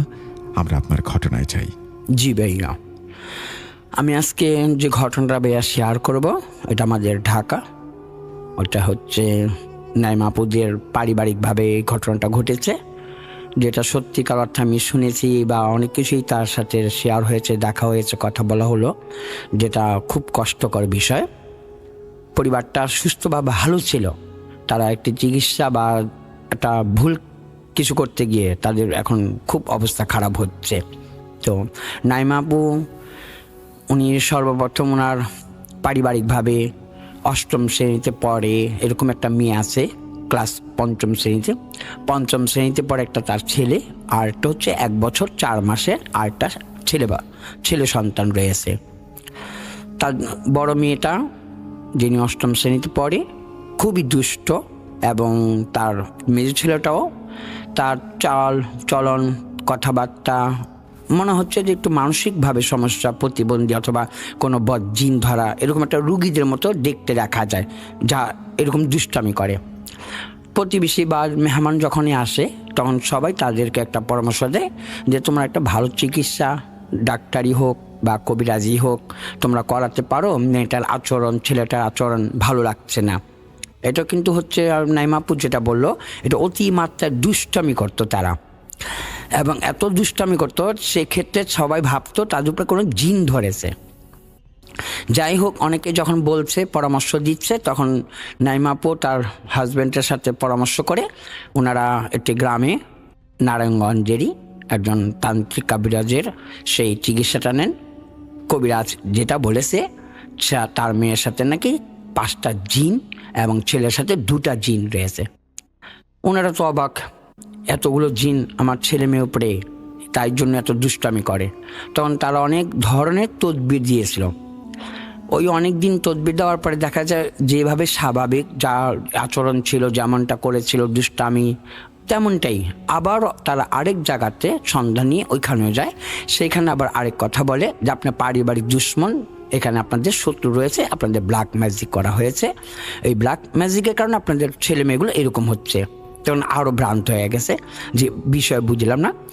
ওইখান থেকেও তাকে কিছু চিকিৎসা দেওয়া হয়, তদবির দেওয়া হয়, এমন দেওয়া হয় যে ধূপ জ্বালাতে হবে এবং সরিষা তেলে এরকম সলতা জ্বালাতে হবে, তার নাকের কাছে দিতে হবে এবং গোসল করাতে হবে। ঘরের চারদিক তাবিজ দিয়ে তারা ভরে ফেলেছে। একাধিক বিভিন্ন জায়গায় যাওয়াতে তারা খুব অবস্থান বিপন্ন যে কী করা যাবে। জানালায়, দরজায়, ঘরে, চারকোণে, ফ্যানে, তাদের শরীরে, নিজ শরীরে সবার একেবারে তাবিজ মাদুলিতে ভরা। এবং আর যেটা কয়েকজন দিয়েছে যে সকালবেলায় এই 7টা তাবিজ জ্বালাতে হবে, আবার সন্ধ্যায় এই কাজ করতে হবে, এরকম তারা আনছে আর এগুলো করতেছে। তো এখন হঠাৎ করে তাদের এটা অভ্যাস, ইবাদতের মতো হয়ে গেছে। তাদের প্রার্থনা বা নামাজ, কোরআন এগুলো আর এখন হচ্ছে না, এগুলো পড়াও সময় পায় না। তাদের কবিরাজের এমন তারা কাজ দিয়েছে যে এইটা এখন তাদের ইবাদত, এইটাই তাদের প্রার্থনা, এগুলো তারা নিয়মিত করেই যাচ্ছে। অবশেষে আবার একটা তদবির আনার জন্য যখন যায়, তখন কাঁটাযুক্ত একটা গাছের ডাল সেটা নাকি পড়ে দেয় যে এটা যে মেয়েটাকে এটা বেত্রাঘাত 21টা করে সকালে এইভাবে তাকে ওই কাঁটাযুক্ত গাছের ডাল দিয়ে তাকে পিটাতে হবে, বেত্রাঘাত করতে হবে। এই অদ্ভুত এগুলো চিকিৎসা এবং আজব। প্রথম ওই কবিরাজ উনি তাকে আঘাত করেছিল, তো যখন কাঁটাযুক্ত গাছের ডাল দিয়ে আঘাত করে আমাকে দেখালো তার মেয়ের হাতগুলো ফুটে গেছে, একেবারে ঠোসার মতন পড়ে গেছে, এবং তখন জ্বর, তার অবস্থাটা খারাপ ছিল। তখন তারা বলতো যে দেখেছেন আপনার মেয়ে এখন ভালো, এরকম শান্ত হয়ে গেছে। যে এই যে নানা দিক তাদের অপর একটা চিকিৎসা, যে কেউ বলছে ব্ল্যাক ম্যাজিক, কেউ বলছে জিনে ধরা, কিন্তু সত্যিকার অর্থে তারা এগুলো করতে গিয়ে নাইমা আপু বলল যাহা ছিল না এখন ঘরে তা হয়ে গেছে। সেটা কীরকম, তারা একদিন এরকম ব্যথাঘাত করার পরে মেয়েটা খুব কান্না করে, তখন কবিরাজের কাছে ফোন করে যে আমার মেয়েটা কেমন যেন ঘুঙ্গানো কান্না করে। তখন কবিরাজ বলছে ঠিক আছে আপনার হাজব্যান্ডকে পাঠিয়ে দেন, আমরা একটা তদবির দেব। তখন একটা কলস দেওয়া হয়, ওইটার ভিতরে মাটি দেওয়া হয়। যখন ওইটা নিয়ে আসা হয় বলা হয়েছে এটাকে জ্বালানো লাগবে, এখানে আগুন দেওয়া লাগবে, তখন এই জিনিস ঘরের মধ্যে যে মেয়েটাকে জিনে ধরেছে সেটা দূর হয়ে যাবে। তো ওই মাটিটা যখন কলসিটা আগুন লাগানো হয় তখন তারা বললো একটি বড় রকমের ফায়ার, আগুনের লোক্কা গোলা মরত করে উপর দিকে উঠে গেল এবং মাটির কলস ঘুরতে লাগলো।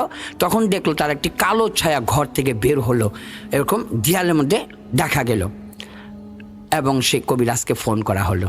সেখানে কবিরাজ বলল এই মুহূর্তে একদমই 2টা খাসি লাগবে এবং এরকম আপনাদেরকে চিকিৎসা দেওয়া লাগবে, আর নতুবা আপনাদের বড় ধরনের বিপদ আসবে। এখন তারা তো অবাক, এগুলো কি করবে। তখন নাইমা আপু খুব চিন্তিত, এখন এই খুব টেনশন পড়েছে এগুলো নিয়ে কি করা যায়। একটা পর্যায়ে তো এরকম কিছু ছিল না যে সময়তে, এখন বর্তমানে যেটা আর কি নাইমা আপু বলেছিল যে উনি রাত্রিবেলা যখন ঘুমাতে যায় তার 2টা রুমে, বড় একটা রুমে নাইমা আপু এবং তার হাজব্যান্ড ছোটো বাচ্চাকে নিয়ে, আর একটাতে ওই মেয়ে এবং ছেলে। বলে যে রাত্রিবেলাতে এই তদবির আনার পর থেকে রাত্রিবেলাতে তাদের দরজা খোলার জন্য খুবই চেষ্টা করে যে দরজা ভেঙে ফেলবে প্রয়োজনে। অনেকবার নক করতে থাকে, দরজা খোলার চেষ্টা করতে থাকে। আপু যখন দরজা খুলে দেখেন কেউ না। আবার হঠাৎ করে আপু যখন ছোটো বাচ্চার জন্য খাবার তৈরি করতে যায়, খাবারটা তৈরি করতে গিয়ে দেখে বাবুটা কান্না করেছে। উনি দেখতে আসে, দেখে ওনার সোফায় একজন বৃদ্ধ মহিলা বসে বাচ্চাটাকে কোলে নিয়ে বসে আছে। উনি তো অবাক হয় এবং উনিও চিৎকার দেয়। এইভাবে যে তার 8ম শ্রেণী পড়ুয়া যে মেয়েটা, উনি তো একটা সময় তো এরকম খারাপ ছিল না, তার চেহারা শুকিয়ে যাচ্ছে, খাওয়া বন্ধ, উনি খুব নীরবে কান্না করতে থাকে। বর্তমানে শ্বাসকষ্টটাও হয়েছে, কেননা তার নাকে অনেক তাবিজ সলতা জ্বালিয়ে পুরানো হয়েছে। এখন ওই মেয়েটাও বলে যে উনি যখন ঘুমায় তখন তাকে কে যেন বিছানার থেকে ধাক্কা মেরে নিচে ফেলে দেয়, এবং সে তখন চিৎকার করে ডাকলে তখন দেখে যে দেয়ালে বড় রকমের একটা ছায়া আকৃতি দেখতে পারে। তো এই তদবিরগুলো আনার পরে জানালায়, দরজায়, ফ্যানে, চারোদিক এই তাবিজ কবচ ঝুলানোর পর থেকে, এই সমস্ত সলতা দিয়ে তাবিজ পোড়ানোর পর থেকে নিয়ে নিজের শরীরেও তাবিজ রাখার পর থেকে তাদের ঘরের এখন একটা অপশক্তি, এরকম ছায়া রূপ অনেক কিছু দেখতে পারে যা পূর্বে এরকম ছিল না। তো অবশেষে এরকম আমাদের আরও অনেক কিছু বিষয়টা বলেছে যে তারা হঠাৎ করে দেখতে পারে মাছ আনলো, রান্না করা হলো, তারা খাবে, কিন্তু হাঁড়িতে আর কোনো মাছ নেই। তাদের সব মাছগুলো রান্না করা খাবারগুলো শেষ, কে খেয়েছে সেটা তারা কেউ বলতে পারে না। এরকম অহরহ বহু ঘটনার পরে তারা অবশেষে বন্ধ করে দিল, কোনো তান্ত্রিক, কোনো ওজা, কবিরাজ কারোর কাছে যাবে না। অবশেষে তারা আল্লাহর কাছে প্রার্থনা করলো, তারা অনেক কান্নাকাটি করলো। ওই যে কাঁটাযুক্ত যে ডাল দিয়ে যে আঘাত করতো, মেয়েটাকে মারতো, সেই মারাটা বন্ধ করে দিল। এর একটা কারণ, মেয়েটা এমন অসুস্থ হলো, তাকে হাসপাতালে নিয়ে গেল। তখন ডাক্তার বলছে তার ফুসফুস এবং তার ব্রেন, বিভিন্ন শরীরের কিছুটা একেবারে পয়জন ধরে গেছে, ক্ষতিকারক হয়ে গেছে। তার মাথার মধ্যে খুব আঘাত এবং বেশি দিন আর কি বলতেছে এমন একটা চাপ প্রয়োগ হয়েছে, যদি তাকে কিছু চিকিৎসার জন্য না হতো তাহলে সে একটা ব্রেন স্ট্রোক করতো। এমন তার ভিতরে একটা ভয় ভীতিকর, এমন তার উপরে একটি চাপ প্রয়োগ হয়েছে। ডাক্তাররা বলছে ও ভিতরে খুব ভয় পাচ্ছে। তো চিকিৎসা চলতেছে বর্তমান ডাক্তারের, আর আমাদের কাছে যখন এসে এই ঘটনাগুলো শেয়ার করেছে তার পারিবারিকভাবে তাদের এই নিরাপদ বা আশ্রয় কীভাবে কী পেতে পারে, আমরা এক কথা বলেছি, এগুলো আপনারা কেন শুনেছেন? আল্লাহ সুবহানাহু ওয়া তাআলা কাউকে শান্তশিষ্ট বানিয়েছেন, কাউকে অত চঞ্চলতা বা দুষ্টামি খুব এরকম আল্লাহ সুবহানাহু ওয়া তাআলারই তৈরি এগুলো। কেউ খুব বোকাও হয়ে থাকে, কেউ চালাক চতুর হয়ে থাকে, আর দুষ্টও হয়ে থাকে। তাই সন্তানদের একটু সময় দিন, সন্তানদের সাথে একটু কথা বলুন, সময় দিয়ে তাদের খাওয়া দাওয়া একসাথে করুন, তাদের নিয়ে একটু আনন্দ করুন, একটু ভ্রমণ করুন, তাদের পাশে থাকুন। আপনার অপচিকিৎসা বা মানুষের এই সমস্ত পরামর্শ, উদ্ভট কথা শুনতে গিয়ে আজ পরিবার ধ্বংসের দিকে। জি ভাইয়া, ঘটনা এটাই ছিল। এখনও পারিবারিকভাবে নাইমাপুর ঘরে কিছু অদৃশ্য কিছু আওয়াজ বা ওই যে ছোট্ট বাবু যিনি 1 বছর 6 মাস মানে 16 মাসে যে বাচ্চাটা, উনি আপু অনেক সময় বলে যে আমি দুধ বানাচ্ছি বা আমার বাচ্চার জন্য একটু খাবার তৈরি করতেছি, একটা বৃদ্ধ মহিলা এই লম্বা চুল কিন্তু সোফায় বিছানায় বা আমার বাবুটাকে ধরে এমন একটা সময় বলল যে বাবু শুয়ে আছে, ওই বুড়ি ওই বৃদ্ধ মহিলাটা পা দিয়ে তার মানে পেটের উপরে পা দিয়ে রাখছে যে এখন বলতে চাপ দিয়ে বাচ্চাটাকে মেরে ফেলবে, আর আপনাকে চিৎকার দিয়ে এরকম সবাইকে জড়ো করে। তো ভাইয়া এটা আমার ছিল ঘটনা, আমি বলবো সবাই সতর্ক থাকুন। জি ভাইয়া, অনেক অনেক ধন্যবাদ হাফেজ মাইনুদ্দিন ভাই আপনাকে। আমরা দেখছি যে হাতে আরও বেশ কিছুটা সময় আছে, সুতরাং সময় নষ্ট না করে যদি আপনি অনুমতি দেন তাহলে আপনার কাছ থেকে আরও একটা ঘটনা শুনতে চাই। চলুন, হাফেজ মাইনুদ্দিন ভাই আরও একটা ঘটনা শোনাতে চান, আমরা শুনে আসি। জি ভাইয়া, আমি এখন যে ঘটনাটা শেয়ার করব সেটা ময়মনসিংহ, হ্যাঁ তাজুল ভাইয়ের। সেটা ওনারা রোজ রমজানের কিছুদিন আগে তাদের মাছের যে পুকুর খামার, ঘেরো বলে অনেকে বলে, তাজুল ভাই বললো তাদের রমজানের 2-3 দিন আগে মাছগুলো তারা তুলবে এবং বিক্রি করবে। তো তাজুল ভাইয়ের সাথে যে ঘটনাটা ঘটেছে সেটা হচ্ছে তারা মাছ তোলার 1-2 দিন আগে এটা জাল পেতে রাখে জাল দিয়ে রাখা হয়, এবং 1 দিন বা 2 দিন পরে নাকি সেই জেলেরা এসে ওই মাছ তুলে নেয়। তো তাজুল ভাইয়া যেটা বলেছে যে তারা জাল পাতানো হয়েছে, জেলেদেরকেও খবর দেওয়া হয়েছে তারা আসবে, এবং ওই রাত্রিবেলাতে যেন মাছগুলো চুরি না হয়, মাছগুলো যেন কেউ নিয়ে না যায়, বা দুশ্মনীও নাকি অনেক সময় করে, বললো যে অনেক সময় বিষ মাখিয়ে দেয় যেন মাছ সব নষ্ট হয়ে যায়। এটা আমরা শুনে অদ্ভুত হলাম, যা কখনো শুনিনি। তো তাজুল ভাই বললো ওই জন্য 2টা লোক পাহারা রেখেছি। তো ওই পাহারা রাখতে গিয়ে যে একটা জেলের যে সমস্যাটা হয়েছিল, তাজুল ভাইয়েরও সমস্যাটা হয়েছে, তারা দুজনে রাত্রিবেলাতে পাহারা দিচ্ছে। তো পুকুরের সামনে কাছাকাছি বসে কথা বলছে। ওই তাজুল ভাইয়ের সাথে যে জেলেটা ছিল উনি খুব ঝিমঝিম ধরতেছে, ঘুমাচ্ছে এরকম ভাব তার। তখন তাজুল ভাই বলল যে তুমি এক কাজ করো, তোমার হয়তো অনেক ঘুম ধরেছে, একটু অপেক্ষা করো, আমরা একটু চা এবং কিছু যে তারা ধূমপান করে এরকম একটা আমরা ব্যবস্থা করতেছি, তুমি একটু অপেক্ষা করো। তো তাজুল ভাই বললো যে উঠে দাঁড়িয়েছি, এর মধ্যে মনে হচ্ছে যে ও পুকুরে পড়ে গেছে, ঝপ্পাস একটা শব্দ হলো। আমি তো অবাক যে হয়তো ঝিমের ধরাতে ঝিমাতে পড়েই গেছে। উনি দেখে যে সত্যিকার উনি নেই এখানে, উনি হয়তো পুকুরে পড়ে গেছে। তাজুল ভাইও সেই দেরি করেনি, উনি পুকুরের মধ্যে নেমে পড়েছে এবং তালাশ করতে লাগলো। সে তো খুঁজে পাচ্ছে না, জালের মধ্যে মাছ আছে একে একে সবই তারা খুঁজে পায়, কিন্তু সে যে লোকটা পড়ে গেছে তাকে তার খুঁজে পাচ্ছে না। অবশেষে উনি উপরে উঠে কয়েকটা জেলেদেরকে ডাকালো, এরকম তারা খুঁজতে লাগলো। খুঁজতে ভোর হয়ে গেছে, কিন্তু ওই লোকটাকে ওই পুকুরে যে পড়ে গেছে আর খুঁজে পাচ্ছে না। তো ভোর যখন হয়ে গেল সকালে, তখন তারা চারদিক অনেক লোক শুনে জড়ো হয়েছে, তারাও তালাশ করতেছে। সাথে এক লোক গিয়ে দেখে তাদের গ্রাম থেকে একটু দূরে, বেশ অনেকটা দূরে একটা বাথরুমের সামনে ওই লোক পড়ে আছে। তখন সবাই মিলে ওইখানে যাইলো, ওইখান থেকে তাকে তুলবে। তারা 3-4 জন বলতেছে এত শরীর ভার হয়ে গেছে, লোকটা কিন্তু শুকনা, কিন্তু তার শরীর এতটাই ভার হয়েছে যে তারা 3-4 জন মিলে তাকে তুলতে পারে না। তখন কষ্ট করে তারা ঘরে নিয়ে গিয়ে তারা একজন তান্ত্রিক বা গ্রামের যেটা চিকিৎসা করে থাকে, জেলেদের মধ্যেই করে থাকে এটা, তারা একটু ঝাড়ফুঁক করলো এবং ডাক্তারিও চিকিৎসা তারা দিয়েছে।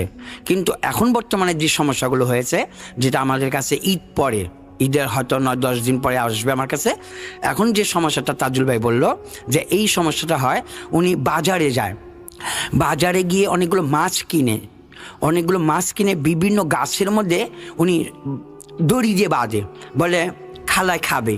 খালা মাছ চেয়েছে, খালা বলছে এখানে মাছ রাখো, মাছ খাবে। কিন্তু তারা বলছে কোন খালা? বলছে একটা খালা আমার কাছে আসে, খালা আমাকে বলছে বাবা আমি মাছ খাবো। উনি মাছ কিনে এনে তার গ্রামের বাড়িতে, নিজ বাড়ির দরজায়, গাছে, জানালার সামনে, বিছানার উপরে, বিভিন্ন জায়গাতে বিভিন্ন মাছগুলো ছড়িয়ে রাখে। আর এমন অবস্থা যে উনি প্রচণ্ড গরম রোদ, এই টিনের উপরে, যে তার ঘর যে চালা, টিনের চালা, এই গরম রোদের মধ্যে দুপুরবেলায় ওইখানে দাঁড়িয়ে থাকে। এবং আরও তার কিছু বৈশিষ্ট্য, যে তার আচরণগুলো খুবই খারাপ, তার কথা বা তার আচরণগুলো খুবই অদ্ভুত লাগে। উনি চুলো রান্না হচ্ছে, সে খাবারটা সব ফেলে দিয়ে গরম চুলার যে আগুন থাকে সেই মাটিগুলো ভেঙে ভেঙে সে খেতে থাকে। আর এরকম তার শরীর থেকে সেই মাছের বা বিশ্রী খুবই খারাপ গন্ধ আসে। উনি যখন রাত্রেবেলাতে ঘুমায়, তখনই তার পাশে যিনি আসেন, তার যে পারিবারিকভাবে বলল যে ও ঘুমালি পুরো খাটটা যেন ভূমিকম্পর মতো কাঁপাকাঁপি করতে থাকে, এবং এমনটা মনে হয় যে ওর দিকে তাকালে যিনি ওর কাছে আসে ওর শরীরটা খুব দুর্বল হয়ে পড়ে এবং তার ঘুম আর হয় না, খারাপ লাগে। জি ভাইয়া, আমরা এটা বলেছি যে এটা অবশ্যই খারাপ বা পিশাচ জিন রয়েছে। এখনও পর্যন্ত যে তাজুল ভাই বললো, এখনও যতটুকু ট্রিটমেন্ট দেওয়া হচ্ছে, যতটুকু চিকিৎসা দেওয়া হচ্ছে, কিন্তু উনি প্রায় সময়টি বাজার থেকে মাছ এনে এনে গাছে বিভিন্ন জায়গায় ঝুলায়, আর শুধু সবাইকে বলে খালামণি আসবে, খালা আসবে, খালা এসে মাছ খাবে। এবং সে নাকি বলে যে আমাকে রাত্রে আমার খালার দরজা খুলে আমার কাছে মাছ চেতে আসে, এই জন্য আমি সকালবেলায় খালাকে না পেয়ে মাছ এখানে রেখে দিই, এখান থেকে খালা মাছগুলো খেয়ে যাবে।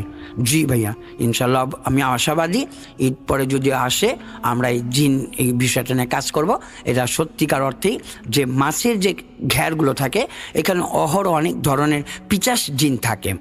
মাছের জিন, মাছ খেয়ে থাকে যারা খারাপ জিন, তাকে ওই জিনটাই ধরেছে। আমরা আশাবাদী ইনশাল্লাহ সে সুস্থ হয়ে যাবে। জি ভাইয়া, আমার ঘটনা এটাই ছিল। অনেক অনেক ধন্যবাদ মাইনুদ্দিন ভাই, অনেক অনেক ধন্যবাদ মুস্তাফা আলম রোমান, অনেক অনেক ধন্যবাদ ইসা ভাই আপনাকে। আপনারা আজকে এসে আমাদের এই ঈদ স্পেশাল স্টুডিও সেশনটাকে সত্যি অনেক বেশি স্পেশাল করে দিলেন। আমরা আশা করব যে ভবিষ্যতেও আপনাদের পাবো। যারা আজকে মিস করলেন তাদের জন্য আমার ভীষণ খারাপ লাগছে। আশা করছি যে যার যে ঝামেলা, সেই ঝামেলা কাটিয়ে উঠে খুব দ্রুতই আপনাদের সাথে দেখা হবে, ফিরে আসবেন স্টুডিওতে। আমরা আজকের মতো বিদায় নেব। সবাই অবশ্যই চমৎকার একটা ঈদ কাটান পরিবারের সাথে, আপনজনের সাথে, এবং ঈদের সময় নানান ধরনের ঘটনা আপনারা সংগ্রহ করে আমাদের পাঠান। কারণ এই যে পারিবারিক যে আড্ডা, সেই আড্ডায় ভয়ের প্রসঙ্গ ওঠেই। আমাদের ইমেল অ্যাড্রেসটা মনে রাখতে হবে, এত আনন্দের মধ্যে ভুলে গেলে চলবে না। আমাদের ইমেল অ্যাড্রেস হচ্ছে russell.booth.com@gmail.com। আপনার নাম, ঠিকানা এবং ফোন নাম্বার সহ আপনার জীবনে ঘটে যাওয়া বা আপনার জানা সেরা ঘটনা লিখে পাঠিয়ে দিন আমাদের কাছে। ঘটনার শুরুতে অবশ্যই উল্লেখ করুন ঘটনাটি আপনি স্টুডিওতে এসে শেয়ার করতে চান, নাকি আপনি চান আপনার ঘটনা আমরা পড়ে শুনি।